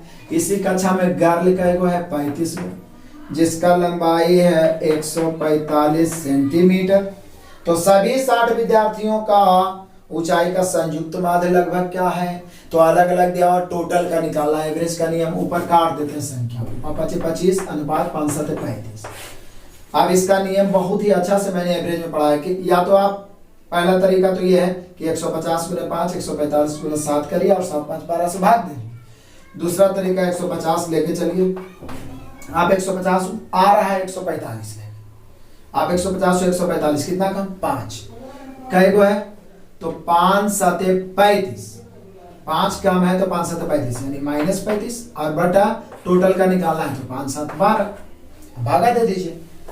बोले सर 12 से भागा देंगे और हम लोग से लगभग पूछ रहा है तो ये 2.9 आएगा लगभग में। तो हम कहीं नहीं 12 या 36 से काट देते हैं लगभग, क्योंकि जब क्वेश्चन कंडीशन लगा दिया है लगभग तो हम 12 या 36 लगभग में काट दिया, ऐसे 2.9 समथिंग आएगा। ठीक है, मैंने काट दिया 3 बार में। तो अब घटेगा, चूंकि माइनस है तो घटेगा 150 माइनस 3, ये प्लस माइनस हो गया, ये प्लस मैंने ऐसे ही दे दिया। 150 में से 3 घटा 147। बहुत ही बारीकी से एवरेज पढ़ाया है, एवरेज आप बेहतर ढंग से पढ़ लीजिए तो कभी कैसा भी क्वेश्चन हो नहीं छूटा जाए। क्योंकि मैं अपने असाइनमेंट और महेश मिश्र बुक से पढ़ाता हूँ, जो कि अधिकतर स्टूडेंट डरते हैं उसको पढ़ने से, और स्टार्टिंग से यदि उस बुक को जो पढ़ लेगा विद्यार्थी उसका मैथ कभी कमजोर नहीं हो, चाहे तो वो एसएससी रेलवे किसी भी एग्जाम का तैयारी करता है। इसलिए मैं बार बार रिक्वेस्ट करूंगा कि जितने नए विद्यार्थी इस बार इंटर का एग्जाम दिए हैं और वो तैयारी करना चाह रहे हैं तो सभी को, चाहे वो आपके परिवार में हो दोस्त हो, सभी को लिंक शेयर करिए ताकि स्टार्टिंग से उनका मैथ स्ट्रांग हो। तो यहाँ पे हम लोग का आंसर हो गया option number D. Next question number 2083। एक क्वेश्चन मैं इसमें आपके लिए छोड़ूंगा क्योंकि इसमें कुछ है ही नहीं, सिर्फ माइनस सब है और सिर्फ आपको ब्रैकेट तोड़ना है। अब कहां पर माइनस माइनस प्लस होगा, कहां पर माइनस होगा, ये आपको ध्यान रखना है और कैलकुलेशन करके इसका आंसर आपको कमेंट में जरूर देना है। Next question number 2084। बहुत मजेदार क्वेश्चन है। किसी घनाभ की 3 सतहों के क्षेत्रफल 20, 32, 40 तो घनाभ का आयतन। ओह कितना मजेदार क्वेश्चन है। मैंने मेंसुरेशन में घन घना पढ़ाया है, आपको बेलन पढ़ा दिया है, कुछ टॉपिक बचा हो, लेकिन मैं प्रयास करूं कि जल्दी मेंसुरेशन समाप्त करके ट्रिगोनोमेट्री आगे स्टार्ट किया जाए। तो उसमें स्पेशल ये मैंने लिखाया था एक नोट्स घन घनाभ में कि यदि घनाभ के 3 विभिन्न फलकों के, ऐसे घनाभ में 6 फलक होते हैं लेकिन भिन्न भिन्न 3 ही होते हैं क्योंकि एक दूसरे के अपोजिट वाला सेम होते हैं। 3 विभिन्न फलकों के क्षेत्रफल x, y, z हो तो आयतन होता है root under X Y z। वैसे तो हम लोग बचपन से पढ़ते आ रहे हैं कि घनाभ का आयतन होता है LBH, लेकिन यहाँ LBH दिया हुआ नहीं है, उसके सतहों का क्षेत्रफल है। तो ऐसी स्थिति में आयतन होता है रूट अंडर सतहों के क्षेत्रफल का गुणनफल। यानी यहाँ पर आयतन हो जाएगा, सतहों का क्षेत्रफल दिया हुआ है 20, 32, 40 तो यहाँ आयतन हो जाएगा root under X Y Z, यानी 20 गुना 32 गुना 40। अब इसको रूट से निकालने का 2 तरीका है। एक तरीका तो है कि आप गुना करके रूट के अंदर ही छोड़ दो, दूसरा तरीका है कि पहले गुना कर दो उसके बाद रूट निकाल लो, तीसरा तरीका है कि फैक्टर में तोड़ दो, अब पेयर को निकाल लो। जैसे यहाँ 5 चौका 20 और यहाँ पे हो जाएगा कितना हम लोग का 16 चौके 64 ही तोड़ते हैं, ज्यादा नहीं तोड़ते हैं। और इसको हम लोग तोड़ेंगे 8 5 40। अब जरा थी ब्रेक निकालते हैं, 5 और 5 एक पेयर है तो ये बन जाएगा 4 और 4 देखिए 8 5 40 हो गया। ओ 32 को 16 दूनी 32 लिखेंगे, यहाँ पे हम लोग सॉरी फिर से 5 और 5 एक जोड़ा मिला के एक बन गया। उसके बाद देखिएगा 16, ये 16 है तो 16 का वर्गमूल 4 हो गया, तो ये 5 5 खत्म हो गया, 16 भी खत्म हो गया। अब ये 4 दूनी 8 है और ये वही वाला 8 2 8 मिला के एक 8 बन गया। हो गया आसानी से। मतलब आप चाहें तो गुना करके वर्गमूल निकालिए या तो पूरे फैक्टर को तोड़ दीजिए, पेयर को बाहर निकाल लीजिए, जैसे निकाल लीजिए। 5 के 20 20 8 160। यहाँ पे हम लोग का आयतन होगा 160, मीटर में है तो मीटर क्यूब। कैलकुलेशन आपके हाथ में है, जैसे करिए। ऑप्शन नंबर सी, सिर्फ फार्मूला क्लियर रखना है कि वैसे तो आयतन होता है LBH, लेकिन जब उसके सतहों का क्षेत्रफल दिया रहे तो रूट अंडर एक्स वाई से, ये ध्यान रखना। वैसे आप मेंसुरेशन देख रहे होंगे तो आपको जरूर ध्यान आया होगा। नेक्स्ट क्वेश्चन नंबर 2085 बोला निम्नलिखित में कौन एक न्यूनांक भिन्न है। न्यूनांक मतलब न्यूनतम, मतलब सबसे छोटा भिन्न कौन है, यही पूछ रहा है। न्यूनांक भिन्न है तो आपको बेहतर ढंग से यदि आप देख लें तो आपको सी आंसर हो जाएगा। बोलिए क्यों सर, आप इतना आसानी से कैसे सी को बना दिए? क्योंकि देखिए कैसे बना दिए। ए में 91/15 है, मतलब इसका हर छोटा है तो ये तो ऐसे ही 1 से बड़ा हो गया। दूसरा में है 79/26, इसका भी हर छोटा है। चौथा ऑप्शन में 41/17, इसका भी हर छोटा है। केवल सी का हर ही बड़ा है, और जिसका हर बड़ा हो जाए वो तो क्वेश्चन छोटा, वो तो भिन्न छोटा हो जाता है, 1 से भी छोटा हो जाता है। तो निश्चित रूप से हम लोग का यही ज्यादा से ज्यादा इसको आप काट भी सकते हैं, लेकिन काट के उतना क्या चेक करना है, ऑप्शन से पता चल ही गया कि बाकी सबका हर छोटा है तो उसका मान बड़ा हो जाएगा, लेकिन इसका हर ही बड़ा है अंश से तो इसका मान ऑलरेडी छोटा हो जाएगा। तो यहाँ पे न्यूनांक या न्यूनतम अंक जो हो गया या न्यूनतम भिन्न हो गया सी। नेक्स्ट क्वेश्चन नंबर 2086 आ जाइए। Important interesting question. दूध पानी के एक मिश्रण का 2/3 भाग दूध है, मिल्क वाटर, मैंने दूध 2 है तो पानी 1 होगा। मिश्रण का 2/3 मैंने पूरा मिश्रण 3 जिसमें दूध 2 तो पानी 1। मिश्रण की कुल मात्रा 21 लीटर है। चलो भाई 21 लीटर है, 21 की तुलना 2 1 3 से, दूध निकालना है 2 से और पानी निकालना है 1 से। 3 7 21 7 दूनी 14, 14 लीटर दूध है और 7 1 7 लीटर पानी। निश्चित राशि फटाफट निकाल दी। यदि इसमें से 4 लीटर पानी और मिला दिए तो 4 लीटर पानी मिला दीजिए तो ये 14 लीटर हो गया दूध और पानी हो जाएगा 7 4 11 लीटर। 4 आप डायरेक्ट इसमें नहीं जोड़ सकते थे, इसलिए निश्चित राशि बना दी। 4 लीटर पानी और मिला दिया जाए तो मिश्रण में दूध का प्रतिशत क्या है। अब हम लोग से पूछ रहा है दूध का प्रतिशत, तो प्रतिशत की गणना टोटल मिश्रण पर किया जाएगा। टोटल मिश्रण अब हो गया 14 और 11, 14 11 25, जिसमें पूछ रहा है हम लोगों से बताइए कि मिश्रण में दूध का प्रतिशत क्या है। तो बोले सर दूध 14, 14 11 मिश्रण टोटल हो गया 25 और दूध कितना है 14, तो 14 पर परसेंट निकालना है, कैसे बना 100 से 25 चौका 100, 14 चौके 56%। यही पूछ रहा है कि अब मिश्रण में दूध कई परसेंट है, 56%। फिर से जरा बारीकी से समझिए, हमने क्वेश्चन कह रहा है कि मिश्रण का 2/3 दूध है, पूरा मिश्रण 3 जिसमें दूध 2, तो स्वाभाविक है पानी है। टोटल मिश्रण 21 है तो 2 1 3 से तुलना, 2 से गुना और 1 से, तो दूध हो गया 14, पानी हो गया 7, पानी और 4 मिला है तो 7 चलेगा। तो पूरा मिश्रण हो गया 14 और 11 25। नीचे दूध का परसेंट पूछ रहा है, दूध पर परसेंट निकालना है 100 से 56%, option number B. Next question number 20 87 भी आप ही के लिए छोड़ रहा हूँ, ये दूसरा क्वेश्चन, क्योंकि इसमें भी कुछ एक्स्ट्रा करना ही नहीं है। ब्रैकेट तोड़ना है, जहां पर प्लस माइनस है वहां तो माइनस ही रह जाएगा, जहां माइनस माइनस है वहां प्लस हो जाएगा। और सोचिए कि जोड़ घटाव कौन नहीं बना देगा, एक बच्चा भी बना देगा, 1 2 क्लास का बच्चा को ही बता दीजिए तो जोड़ घटाव बना देगा। सिर्फ चिन्ह को बदल के आपको इसको बनाना है और आंसर कमेंट में देना है, ऐसा नहीं कि चलो अब तो ये बन ही जाएगा। मैंने आपको क्या बताया कि इजी से इजी क्वेश्चन को भी इग्नोर नहीं करिए, यदि पक्का रिजल्ट चाहिए तो, फुल कॉन्फिडेंस चाहिए तो। नेक्स्ट क्वेश्चन नंबर 20 88 को जरा ध्यान से समझिए। क्वेश्चन बहुत आसान है लेकिन हम लोग टेबल में उलझ जाते हैं, लेकिन उलझने की कोई जरूरत ही नहीं। नीचे दी गई तालिका में कक्षा 10 के 2 अनुभाग है, जैसे हम लोग स्कूल में पढ़ते थे तो वर्ग ए वर्ग बी वर्ग सी ऐसे करके रहता था। यहाँ 2 अनुभाग है ए और बी के मध्यावधि और सत्रांत परीक्षा में, छमाही परीक्षा होता था, सत्रांत मतलब वर्ष के अंत में परीक्षा, दोनों में भाग लेने वाले छात्रों की संख्या का विवरण है। अनुभाग ए में छात्रों का प्रतिशत कितना, यहाँ कुछ नहीं बोला है कि पास फेल, सीधे बोल दिया कि ए में छात्र का प्रतिशत मतलब टोटल छात्र जोड़ देते हैं। यहाँ पे दर्शाया गया परिणाम ऊपर में दिख रहे हैं आप, दोनों परीक्षाओं में फेल होने वाले विद्यार्थियों की कुल संख्या अनुभाग ए और बी में, अनुभाग ए में 28, बी में 23, 28 23। फिर बोल रहा मध्यावधि में फेल, सत्रांत में पास 14 12 ए और बी में। फिर चौथा है मध्यावधि में पास लेकिन सत्रांत में फेल, ऐसे विद्यार्थी ए में 6 है, बी में 17। दोनों परीक्षाओं में पास, इसमें 64 है और इसमें 55। यदि टोटल देखा जाए तो जोड़ दीजिए 8 4 12, 12 6 18, 18 और 4 22 के 2 बचा 2 1 3 6 3 9 2 11, 112 यहाँ टोटल हुआ।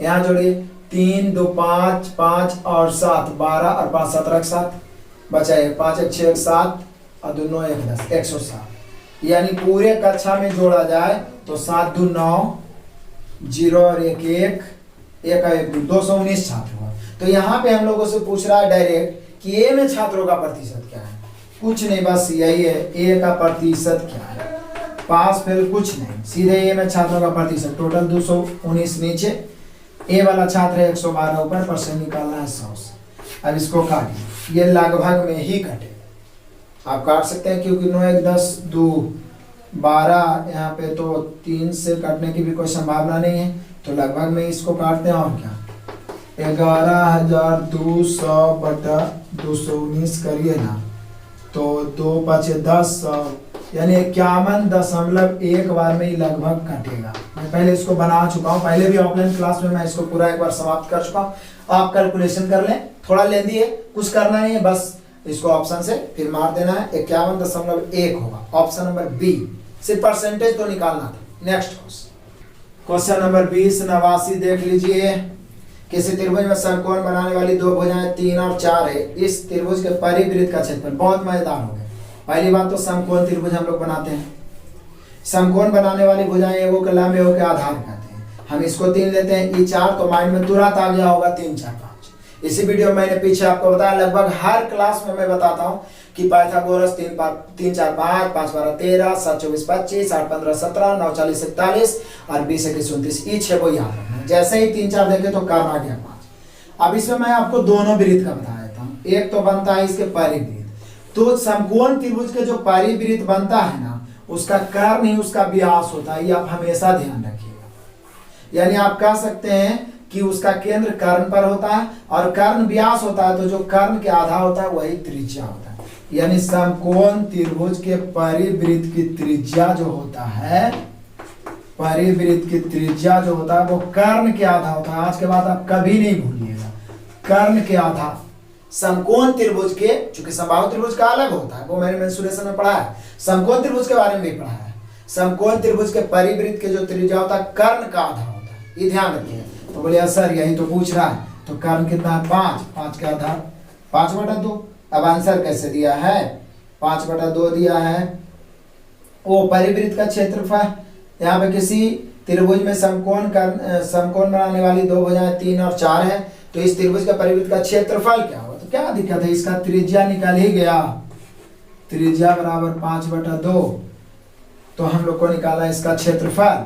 क्षेत्रफल हम सभी जानते होता है πr², और आंसर पाई के रूप में ही दिया है, तो ऐसे ही बना देंगे, पाई रहने देते हैं, r² करेंगे तो 5 का स्क्वायर 25 और 2 का स्क्वायर 4, 25/4 जब हम भाग देंगे तो आएगा 6.25। अब पाई को रहने देते हैं, यही हम लोग का आंसर होगा 6.25 पाई। ऑप्शन नंबर डी में दिया हुआ है।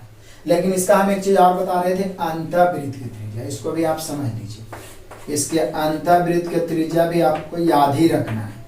अंतःवृत्त की त्रिज्या, समकोण त्रिभुज के अंतःवृत्त की त्रिज्या होता है लंब प्लस आधार माइनस कर्ण/2, ये ध्यान रखिएगा।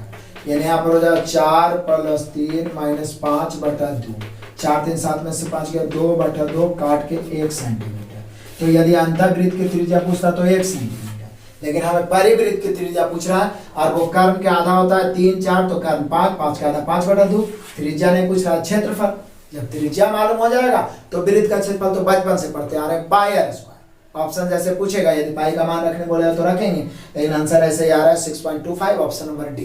तो मैंने दोनों आपको क्लियर कर दिया है। क्लियर है? Next question number 2090, important question, 4-5 बार भी करके आई लिखो तो भी कम है, क्योंकि टाइम वर्क का यही क्वेश्चन पिछला बार के रेलवे के एग्जाम में सब बच्चों को पहाड़ बुझाया था और लगभग 99% बच्चा छोड़े थे, लगभग बच्चे छोड़े थे।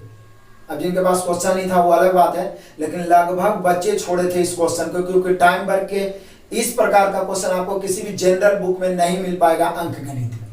और इसका सॉल्यूशन भी आप बुक में देखिएगा, बहुत लंबा चौड़ा किया है, या कुछ शिक्षक का मैंने सॉल्यूशन भी वीडियो देखा, बहुत लंबा चौड़ा खींचे, लेकिन मैंने इसका हॉट ट्रिक बताया है, ऑप्शन से बनाने का तरीका।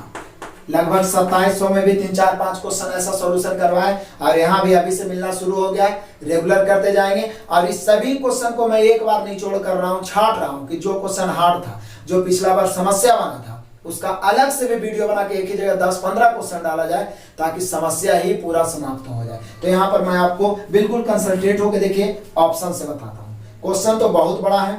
सरन और मयूख एक साथ मिलकर किसी काम को 18 दिन में, सरन एंड मयूख एक साथ मिलकर करेंगे तो वो 18 दिन में कार्य को कर लेते हैं। चलिए यहाँ पे मैं लिखता हूँ, सरन एंड मयूख मिलकर कई दिन में कर लेते हैं, 18 दिन में। इसको ध्यान रखना है।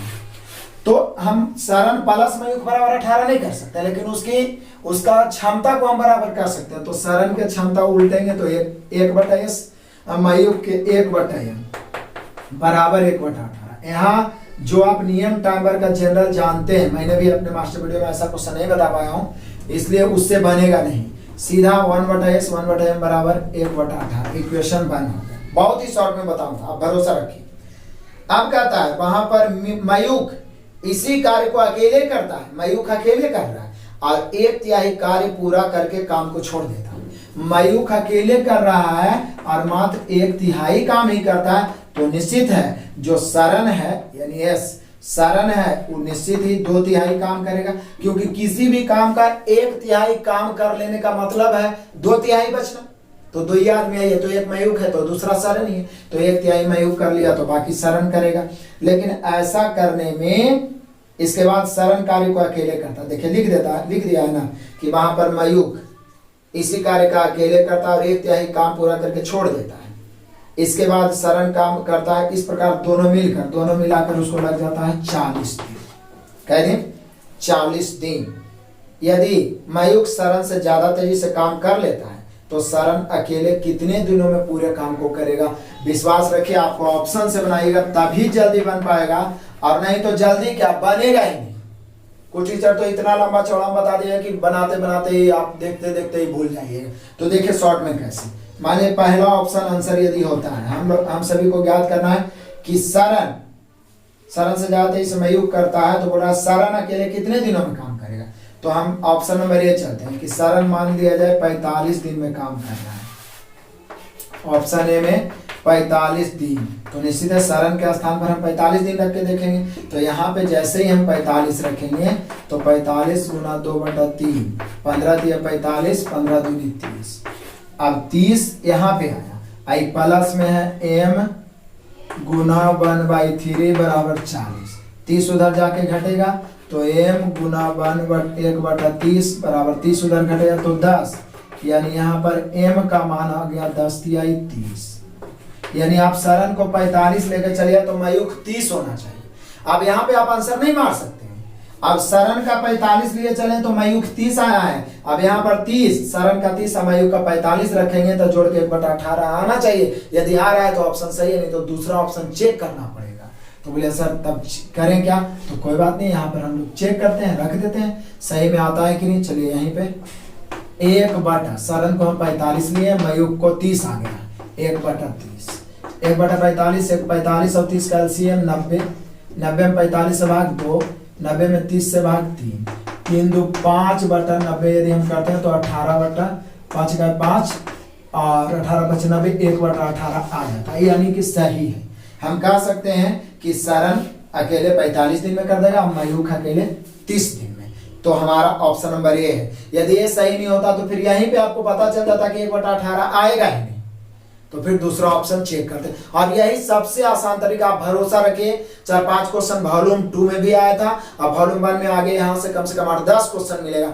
बनाते बनाते यहाँ पे बनाएंगे, फिर सब क्वेश्चन को इकट्ठा करके बनाएंगे, तो फिर इस पर पकड़ बन जाएगा। और यही सब क्वेश्चन के लिए आपको इजी क्वेश्चन पे प्रैक्टिस करने में बार बार बोलता हूँ कि इजी क्वेश्चन को इग्नोर ना करिए, क्योंकि इजी क्वेश्चन पे प्रैक्टिस रहेगा तो उसमें स्पीड ज्यादा बढ़ जाएगा और उसका समय बचा के इसमें देना पड़ेगा। क्योंकि आपकी मजबूरी होगी कि 20-25% क्वेश्चन अब ऐसा पूछेगा जिसमें आपको टाइम हर हाल में देना है।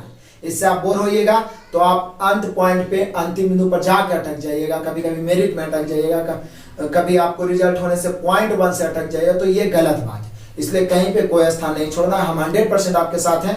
यदि नहीं समझ में आए तो कमेंट करना है। वैसे ऑप्शन से बार बार ये क्वेश्चन अब मिलेगा ही, क्लियर हो जाएगा।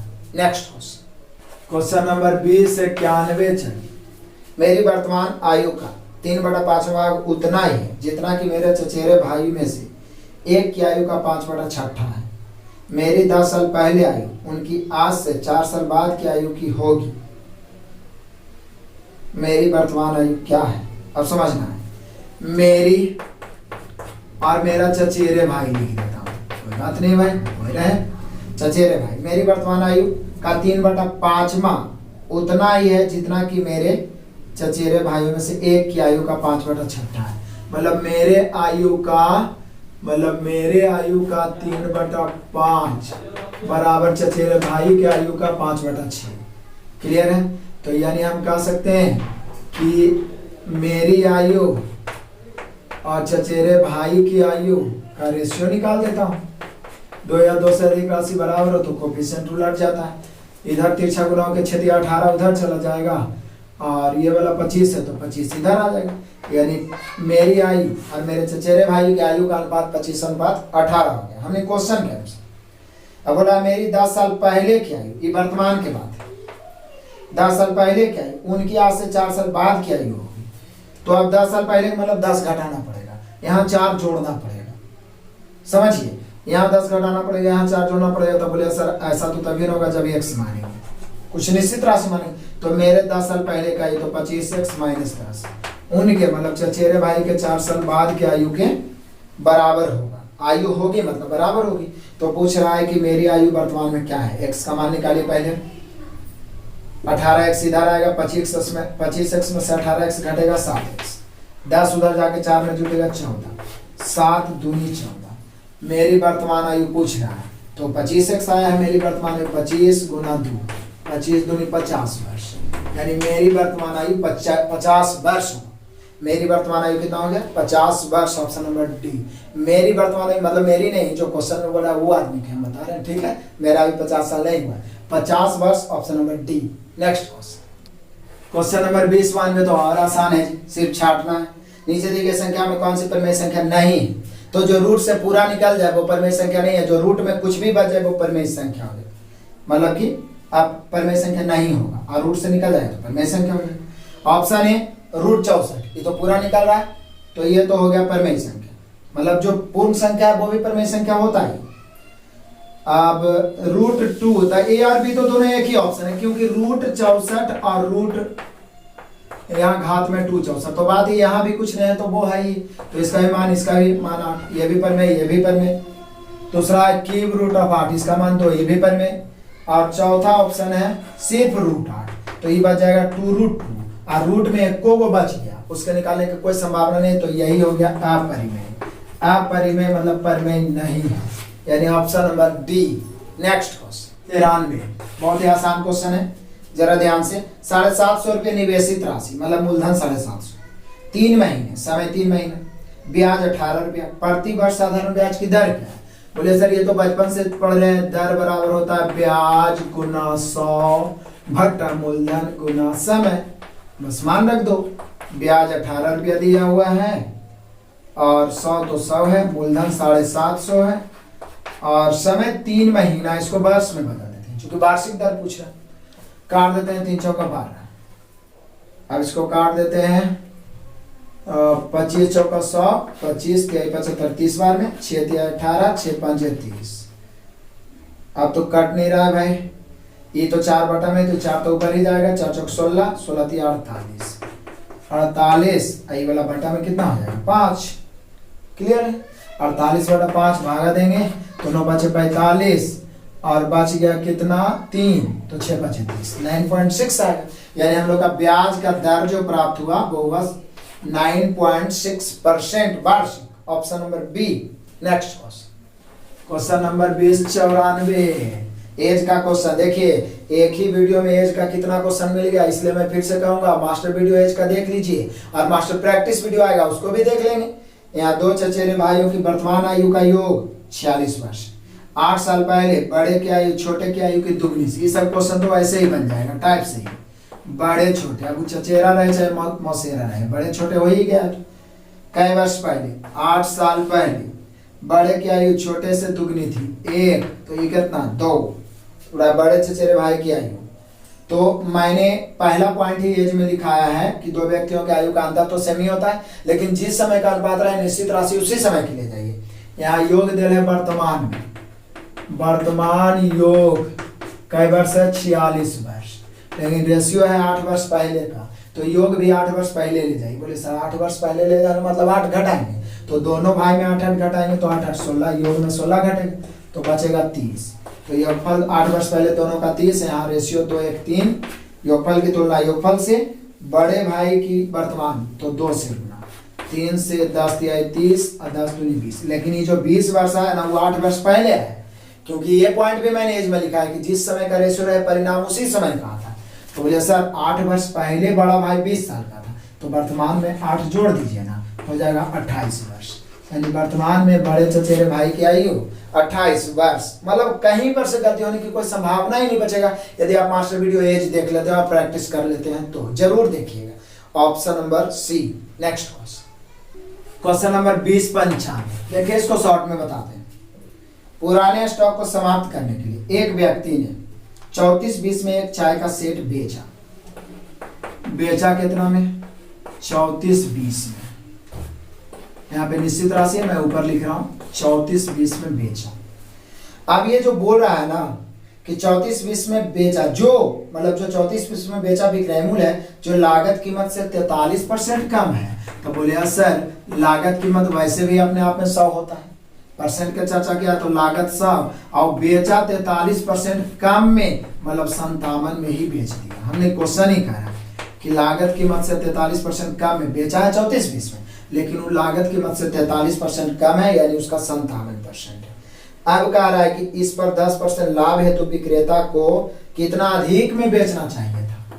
मतलब दूसरा विक्रय मूल्य के बाद किया जाए कि बेचना चाहिए, बेचना चाहिए मतलब कितना अधिक में बेचना चाहिए कि उसको 10% लाभ हो जाए। तो लागत मूल्य 10 है, 10% लाभ मतलब 110 में।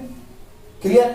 तो यहाँ 57 में बेचा है तो 34-20 दिया हुआ है, तो 34-20 की तुलना 57 से, देखिए रेशियो का यही कमाल है। और कितना अधिक में बेचा जाए मतलब पहला विक्रय मूल्य और दूसरा विक्रय मूल्य का अंतर पूछ रहा है। तो ये 57 है, आई 110 है, 57 से 110 जाने में कितना का अंतर होगा, तो बोले सर 53 का अंतर होगा। काट दीजिए, 57 से तो 6 बार में कट ही जाएगा। देखिए ना, 42 के 2 और 6 5 30, अच्छा 34 यानी 60 बार में इसको गुना कर देंगे। 0 6 13 18 के 8 बचा 1 और 6 5 30 और 1 31। फाइनली आप कह सकते हैं कि 3180 रुपया अधिक में बेचा जाना मतलब पहला विक्रय मूल्य और दूसरा विक्रय मूल्य का अंतर पूछ रहा है कि कितना अधिक में बेचा जाना चाहिए। तो 3180 अधिक में बेचा जाना चाहिए। यानी आप हमसे एक बार रेशियो पढ़ लिया, उसके बाद कोई भी चैप्टर का मास्टर वीडियो पढ़ लिए हैं तो बहुत आसान तरीका से बनेगा, एक्स वाई जेड मानने की कोई जरूरत नहीं है। तो 3180 option number A. Next question number 2096। चलिए मैं बता देता हूँ, 2 कैलकुलेशन पीछे आपको छोड़ा है ताकि उसका आंसर आप दें। 22 माइनस ब्रैकेट में है 1/4, फिर यहाँ कुछ नहीं मतलब इंटू, मंझोली ब्रैकेट में -5, फिर माइनस, फिर ब्रैकेट में -48 ब्रैकेट बंद, फिर भागा है, फिर -16 है ब्रैकेट बंद। पीछे बताए थे ऐसा। पहले भाग वाला काम होगा, इसमें कोई डाउट नहीं, तो भाग देंगे तो ये माइनस माइनस तो कट ही जाएगा और ये बच जाएगा 16 3 48। लेकिन ई माइनस है ब्रैकेट के बाहर तो ये माइनस हो गया, तो 5 3 -8 बच गया। यानी फाइनली हम लोग का इधर बच कितना रहा है, तो इधर बच रहा है 22 माइनस 1/4 और गुना यहाँ पे बच गया -8। तो इसको जब हम काटेंगे तो ये -2 बचेगा, तो -2 यहाँ भी माइनस है तो प्लस हो जाएगा। तो 22 और माइनस माइनस प्लस 2, 22 और 2 24। कैलकुलेशन आप राइट से चलते हैं ना, लेफ्ट आते आते 100% आपका सही आंसर होगा, गलत होने की कोई संभावना नहीं है। लेकिन इस प्रकार के क्वेश्चन को भी आप इग्नोर नहीं करिए, प्रैक्टिस जरूर रखिए, क्योंकि यदि थोड़ा सा भी मिस्टेक होने के कारण आप वहां पे एग्जाम में गलती करते हैं तो आपका कॉन्फिडेंस बिगड़ सकता है और आप गलत आंसर मार के आइएगा। सोच लीजिए एक गलती 0.001 से मेरिट छटता, एक गलती कितना अफसोस होगा। ठीक है, तो यहाँ पे आप कॉन्फिडेंस जारी रखिए, प्रैक्टिस जारी रखिए। इजी से इजी क्वेश्चन को जब मैं नहीं छोड़ रहा हूँ, मैं लगातार आपके लिए मेहनत कर रहा हूँ, तो आपको करने में क्या दिक्कत है। तो यहाँ पे हम लोग का आंसर हो गया 24, option number B. Next question number 2097 trigonometry का बहुत मजेदार क्वेश्चन। कुछ नहीं, बस tan थीटा बराबर 7/24 ये होता है लंब बटा आधार। चूंकि tan थीटा का जनरल फॉर्मूला लंब 7 आधार 24 तो कर्ण 25 होगा, इसमें कोई डाउट नहीं होना चाहिए। मैं बार बार आपको बताया हूँ कि लंब आधार कर्ण में जो 6 को बार बार बताता हूँ उसी का इस्तेमाल तो होते रहता, इसलिए उसको तो बिल्कुल रट जाना है। तो यहाँ पे हम लोगों से बोल रहा है P का मान क्या होगा यदि tan theta minus sec theta बटा साइन थीटा बराबर -P/28। अब क्या है, मान रखो tan थीटा होता है लंब बटा आधार यानी 7/24, सेक थीटा होता है कर्ण बटा आधार, चूंकि कॉस आधार बटा कर्ण होता है तो कर्ण बटा आधार, तो कर्ण 25/24। साइन थीटा होता है लंब बटा कर्ण, तो लंब कितना हो गया 7, कर्ण कितना 25। बस हल करिए, ऊपर एलसीएम 24 ही हो जाएगा, 24 हो जाए तो 7 में से 25 घट जाएगा, 7 में से 25 घटाएंगे तो कितना बचेगा -18, नीचे तो 25 ही होगा, तो यहाँ पे बच गया 7। अब क्या भाई, इसको हल कर दो, -18/24 गुना उलट के 25/7, 6 × 18, 6 × 4 24। अब तो ऐसे ही आंसर मारना पड़ेगा, देख लो कि आंसर दिया कैसे है। यहाँ पे यहाँ पे हम लोग को P का मान देना होगा ना, इतना बराबर 28/P भी तो लेके चलना है। सॉरी, यहाँ पे अभी P/28। चलो भाई P/28 तो बोले सर दिक्कत क्या है, सचो का 28 से 28 तो नीचे से नीचे कट ही गया।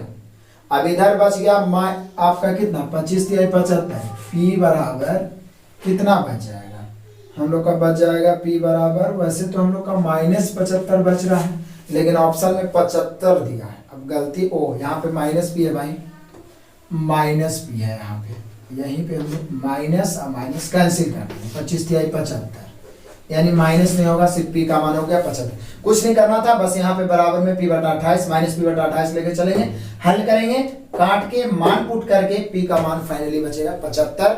ऑप्शन नंबर आपका हो गया बी। नेक्स्ट क्वेश्चन नंबर 2098, बहुत इंपॉर्टेंट। ये क्वेश्चन भी पिछला बार बहुत सारे विद्यार्थियों को फंसाया था। बोला निम्न में से कौन सी भिन्न, सभी तो भिन्न है, जो आवर्ती दशमलव नहीं देंगे। अब आवर्ती और आवर्ती दशमलव समझिए। आवर्ती मतलब जो दशमलव के बाद भी बार बार आते रहे, कभी जिसका अंत ना हो, मतलब उसको अशांत संख्या कह सकते हैं, वही आवर्ती होगा। तो इसमें बोला है कि कौन आवर्ती नहीं देंगे, तो मैं आपको बता दूं, जिसके हर में दो यानी केवल, यहाँ पे बहुत इंपॉर्टेंट ये पॉइंट है, वीवीआई पॉइंट जिसको बोल सकते हैं आप, जिसके हर में केवल 2 या 5 का गुणज हो वह आवर्ती दशमलव नहीं देंगे, आवर्ती नहीं देंगे, मतलब वो शांत हो जाएंगे, वो अशांत नहीं रहेंगे। इसके अलावे कोई और हो गया, मैं वो नहीं लिख रहा हूं, सिर्फ बोल रहा हूं कि केवल 2 और 5 का कोई भी गुणज हो जाए, 2 और 5 का, तो वो आवर्ती दशमलव नहीं देगा, वो कहीं ना कहीं जाके 1 अंक के बाद 2 अंक के बाद 3 अंक के बाद शांत हो जाएगा। लेकिन इसके अलावा कोई और अभाज्य संख्या उसमें हो गया, 7, 3, 11, कुछ भी, ये दोनों को छोड़ के कोई भी शामिल हो गया, ये दोनों को रहते हुए भी कोई शामिल हो गया, तो वो हमेशा आवर्ती दशमलव देगा, मतलब वो अशांत संख्या होगा। तो यहाँ पे देखिए पहला ऑप्शन है 8/56, काट के हो जाएगा 1/7, तो नीचे में 7 है, ये तो देगा। दूसरा 6/56, तो 6 बटा यदि हम 56 करेंगे तो 3 दूनी 6, 28 दूनी 56, 28 को भी काटेंगे तो 7 चौके 28 हो रहा है, 2 का तो गुना जा रहा है, लेकिन उसके साथ 7 भी आ रहा है, तो निश्चित है ये भी आवर्ती दशमलव देगा, मतलब अशांत संख्या होगा। आगे आइए, दूसरा है 4/56, 4 का 4, 14 चौक 56, ये भी तो 7 दूनी 14 हो रहा है, 2 तो आ रहा है, लेकिन यहाँ 7 भी आ रहा है, 7 के कारण 2 से तो कट जाएगा, 2 से तो आप पॉइंट के बाद आ जाएगा, लेकिन 7 से आप लाइफ टाइम भी भाग देते रहिएगा तो वो कटने वाला नहीं, तो ये तीनों ऑप्शन तो नहीं होगा, सी भी नहीं होगा, तो निश्चित है डी होना ही चाहिए, और होगा भी, क्योंकि 7/56, 7 का 7, 7 8 56, देखिए ये 8 केवल और केवल 2 का ही गुणज है, तो 2 का गुणज या 5 का गुणज केवल रहे, उसके साथ आप कोई भी अभाज्य संख्या नहीं रहे, तो वो आवर्ती गुणज नहीं देगा, मतलब वो शांत संख्या हो जाएगा, वो अशांत नहीं होगा। और बाकी उसके अलावा कोई भी है तो वो अशांति होगा, तो यहाँ पे हम लोग का आंसर होगा ऑप्शन नंबर डी। आगे बहुत सारा क्वेश्चन मिलने वाला है छोटा लेकिन बहुत इंपॉर्टेंट है। क्लियर है? नेक्स्ट क्वेश्चन नंबर 2099 आ जाइए, तो बहुत आसान है, एक संख्या लिखा हुआ है 42 86 93 74 और 5, यही तो है, 2 2 4 2 6 2 8 1 9, 2 2 4 2 6 2 8 1 9। अब बोला इसमें 9 और 5 के स्थानीय मान का अंत है, बोले सर इसमें 9 तो यही वाला है, 9 के बाद 4 अंक है तो 4 शून्य, स्थानीय मान तो इसी को कहते हैं, और 5 तो यहाँ पर सिर्फ 5 है लास्ट में, तो इसी का अंतर पूछ रहा है, तो ये 0 है, 10 में से 5 गया 5, तो ये 9 बचेगा, ये भी 9 बचेगा, ये भी 9 बचेगा, और ये भी 8 बचेगा, 89 995 होगा अंतर, 89 995। आप दर्शाइए ऑप्शन नंबर सी। बोले सर ये सब तो बचपन में ही सीखे थे, स्थानीय मान यानी प्लेस वैल्यू, फेस वैल्यू, जातीय मान, तो बस स्थानीय मान निकाल दिए, उसके बाद अंतर कर दिया, ऑप्शन नंबर सी हो गया। नेक्स्ट क्वेश्चन नंबर 2100, आज के क्लास का लास्ट क्वेश्चन और वीवीआई क्वेश्चन। मैं पूरा प्रयास करता हूं कि इजी से इजी तरीका से आपको बताया जाए, हो सकता है कभी मिस्टेक से हमें कैलकुलेशन करने से कभी त्रुटि हो सकता है, ठीक है ना, लेकिन मैं पूरा प्रयास करता हूं कि आपको 100% कंसेप्ट लास्ट होते होते क्लियर किया जाए, और एक एक क्वेश्चन को इतना बारीकी से बताया जाए कि आप बोर ना हो। अब जानबूझ के आप बोर होइएगा कि हमें पढ़ने में मन ही नहीं लग रहा है, वो अलग बात आपका है। तो यहाँ पे देख लीजिए, ये भी इंपॉर्टेंट है, एक तांबे की तार मोड़कर एक वर्ग बनाया गया, एक ही तार से मोड़कर दूसरा आकृति बनाया जाए तो परिमाप सेम होता है, जिसका क्षेत्रफल मतलब वर्ग का क्षेत्रफल दिया हुआ है 121, तो निश्चित है वर्ग का भुजा 11 हो जाएगा, इसमें कोई डाउट नहीं है, और परिमाप 44 हो जाएगा। अब जो परिमाप वर्ग का होगा इसी से वृत्त बनाया गया, तो इसीलिए वृत्त की परिधि भी परिमाप या परिधि जो बोलिए 44 ही होगा। अब वृत्त की परिधि 44 है तो आप इससे त्रिज्या निकालने के चक्कर में पड़ जाइएगा 2 पाई r बराबर 44, लेकिन मैं डायरेक्ट बता दूंगा कि इसका क्षेत्रफल 154 होगा। और आप भी बता सकते हैं क्योंकि वॉल्यूम 2 में एक बार नहीं बहुत बार मैं बताया हूं कि जिस प्रकार से आप पाइथागोरस याद रखते हैं उसी प्रकार से वृत्त वाला भी क्या क्या त्रिज्या, परिधि और क्षेत्रफल दो को याद रखिए। पहला त्रिज्या 7 तो परिधि 44, क्षेत्रफल 154। दूसरा भी याद रखिए त्रिज्या 14 तो परिधि 88 और क्षेत्रफल 616। ये दोनों एकदम माइंड में रहना चाहिए कि जैसी देखे परिधि 44 तो 2 पाई r बराबर 44 लेके हम r निकालने के चक्कर में ना पड़े कि उसमें फिर 1 मिनट टाइम लग जाए। माइंड में तुरंत क्लिक करना चाहिए कि ओ परिधि 44 है तो इसका त्रिज्या 7 होगा, क्षेत्रफल 154 हो जाएगा। ठीक है, तो ये ध्यान रखना, नहीं तो आप निकाल सकते हैं 2 पाई r बराबर 44, r का मान 7 आएगा, फिर मान रखिए आ जाएगा 154। लेकिन ये डायरेक्ट ये दोनों एकदम याद कर लीजिए 7 44 154, 14 88 616। हमें हर हाल में समय बचाना है। क्लियर है? क्लियर हुआ? 50 इंपॉर्टेंट क्वेश्चन। जैसे जैसे इसमें अब आगे बढ़ते जाएंगे और बहुत मजेदार क्वेश्चन मिलने वाला है और सभी का इसी प्रकार से मैं क्लियर करते चला जाऊंगा। लास्ट में एक ही रिक्वेस्ट है कि जितने जरूरतमंद विद्यार्थी हैं बार बार उनको शेयर करते चले, फैमिली में हो, नए विद्यार्थी हो, पुराने विद्यार्थी हो, प्लीज लगातार शेयर करिए ताकि आपका चैनल आगे बढ़े और इसी प्रकार से सभी कंटेंट उपलब्ध करवा सकूं। नए विद्यार्थी हो तो चैनल को सब्सक्राइब करके बेल आइकन दबाएं ताकि नोटिफिकेशन लगातार पहुंचे। बेस्ट ऑफ लक, धन्यवाद।